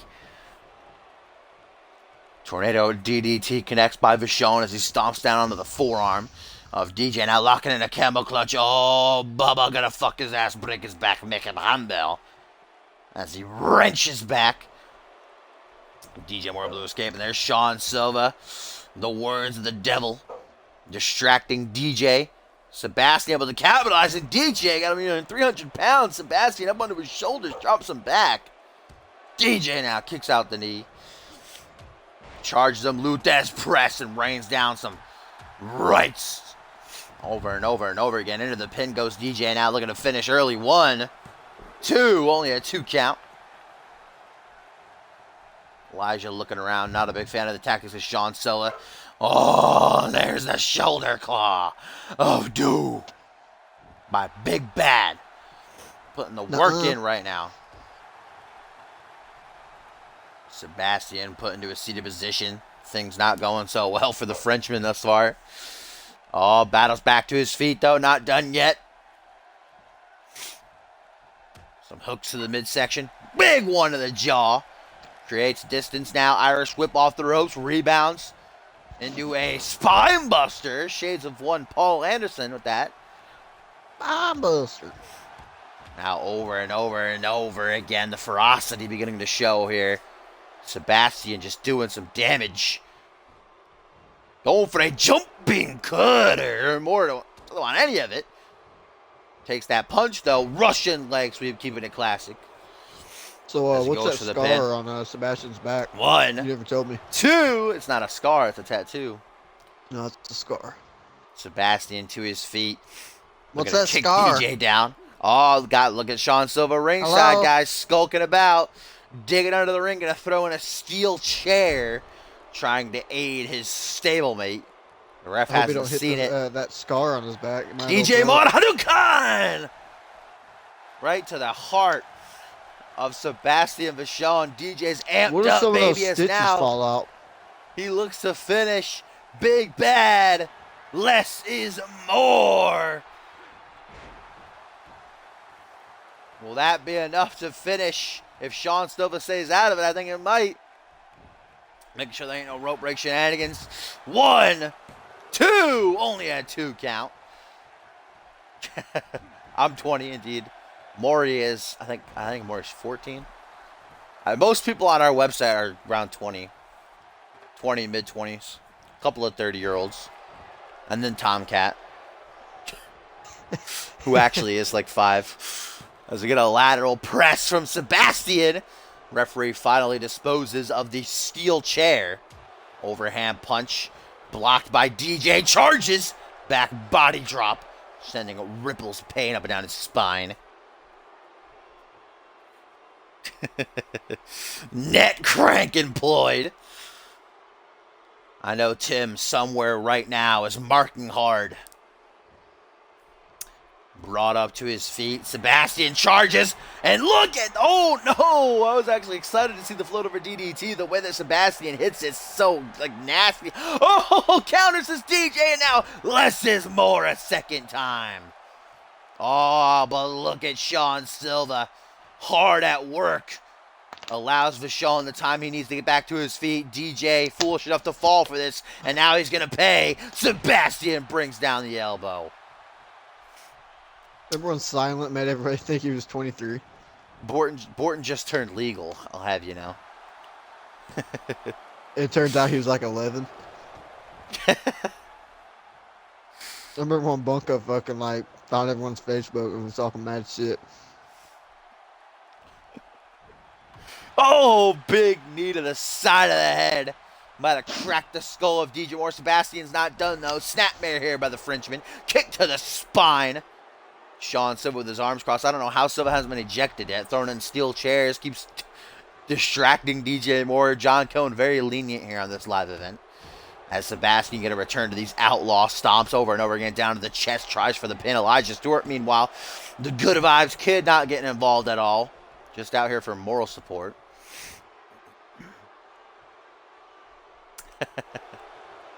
Right. Yeah, I don't think you ever found something. I don't think you were around then. No, yeah, you was, because that's when he was searching for Vince. Aggressive pinfall attempt by DJ Moore. 1. Oh, only a 1 count, though. Goes for a knee.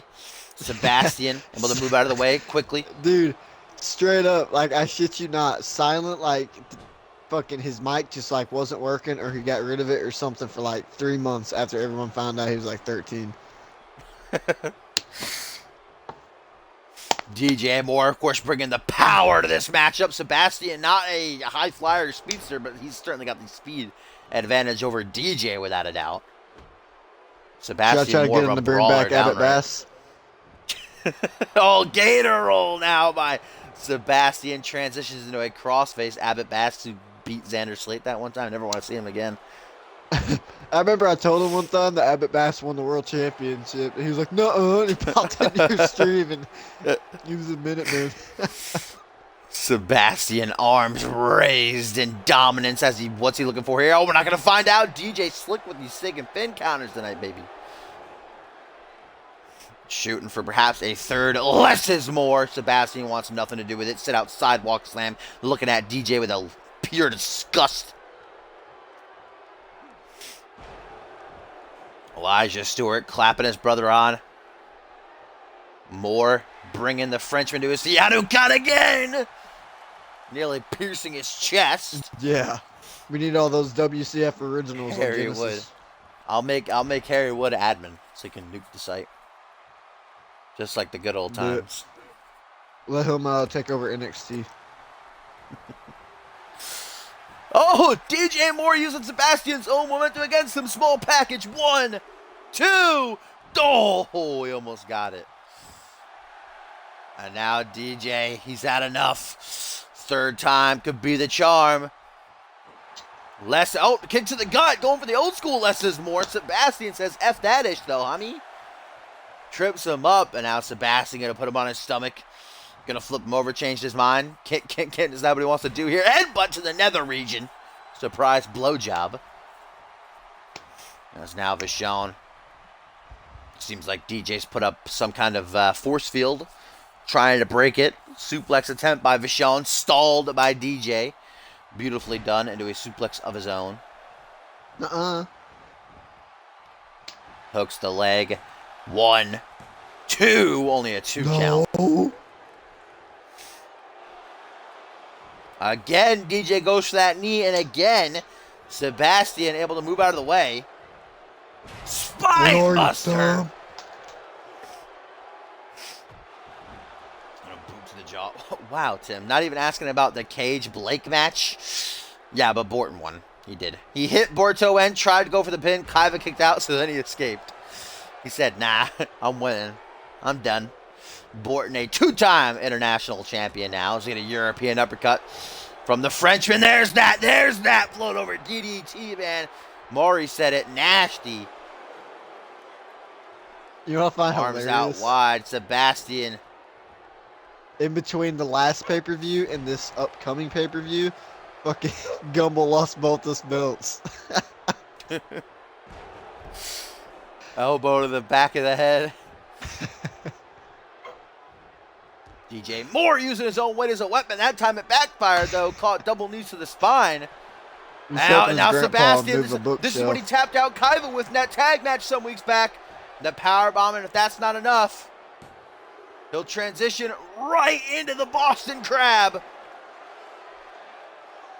Is DJ Moore going to be forced to submit? Will the pressure be too much to withstand? He's got it locked in tight. The ropes are right there. DJ breaks free. Gumbel's helping his grandpa move a dresser or something like that. I don't know what he said. His grandpa must live like 4 hours away. By the way, Tim, Cage and Blake won. Remain undefeated. By the way, Tim lost. Tim was there for that. Oh, as Sebastian's brought to his feet. Oh, I haven't seen DJ hit this in a while. Single knee gut buster, takes a step back. There's that near 300-pound frame down to the chest and the sternum. Sean Silva, how is he not ejected? My God. Vachon with a back suplex. John Cohen, lenient as fuck in this match. Shut up. Goes for the pin. 1, 2. These two guys who are used to tag team action, man, are put on a clinic right now. Both of them refusing to stay down. Proving they can hang mano a mano. Snaps the arm over the shoulder, near in 2 pieces as DJ closes in. Counter, though. Jawbreaker, Sebastian. Spinebuster once again employed. Going for that leg is the Grenoble Nightmare. Flips him over. Going to target the other knee now. My God, Sebastian going in at the moment. DJ Moore as Elijah Stewart brushes off the Dorito crumbs ringside. DJ has the line of sight for the 3rd time in this matchup. Less is more. I am excited for Shane Thomas. Who knows? Well, DJ Moore into the pin. Will that be enough to finish? Yes, it is. DJ Moore gets the win. We'll have to wait to see where Shane Thomas goes. Monday Night Fusion or Thursday Night Genesis. I'll be excited to see him on either, though. Remember, guys, this is the last night. Genesis will be on Thursday. Starting next week, it's going to be on Fridays from now on. Reality Wrestling is still going to be tomorrow. But then starting next week, it'll be on Thursday. Switching places, that's all. As DJ Moore gets the victory after a hard-fought matchup. Mari says, yeet! Ah. Yeah.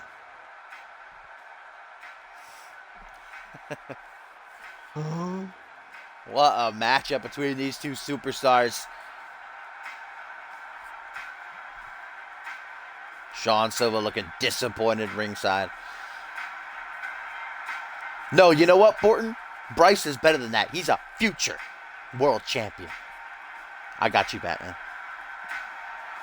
He beat a former world champion in Duo Maxwell. Has Borton ever beaten Duo Maxwell? No. Probably. Because Borton sucks. And he's done DJ bad. Moore celebrates this win here.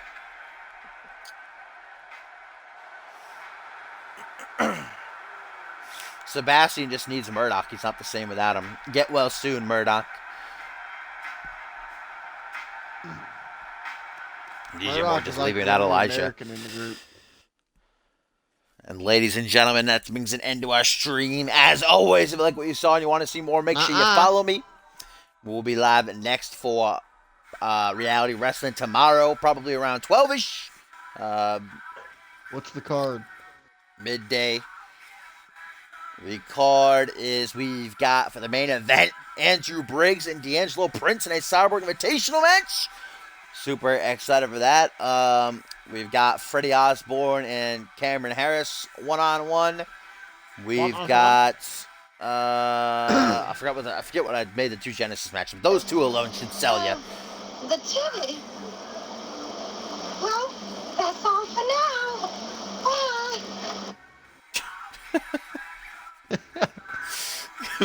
No, Tim. No. It's just a new opening my schedule, so I'm gonna do it Fridays from now on. It'll be better.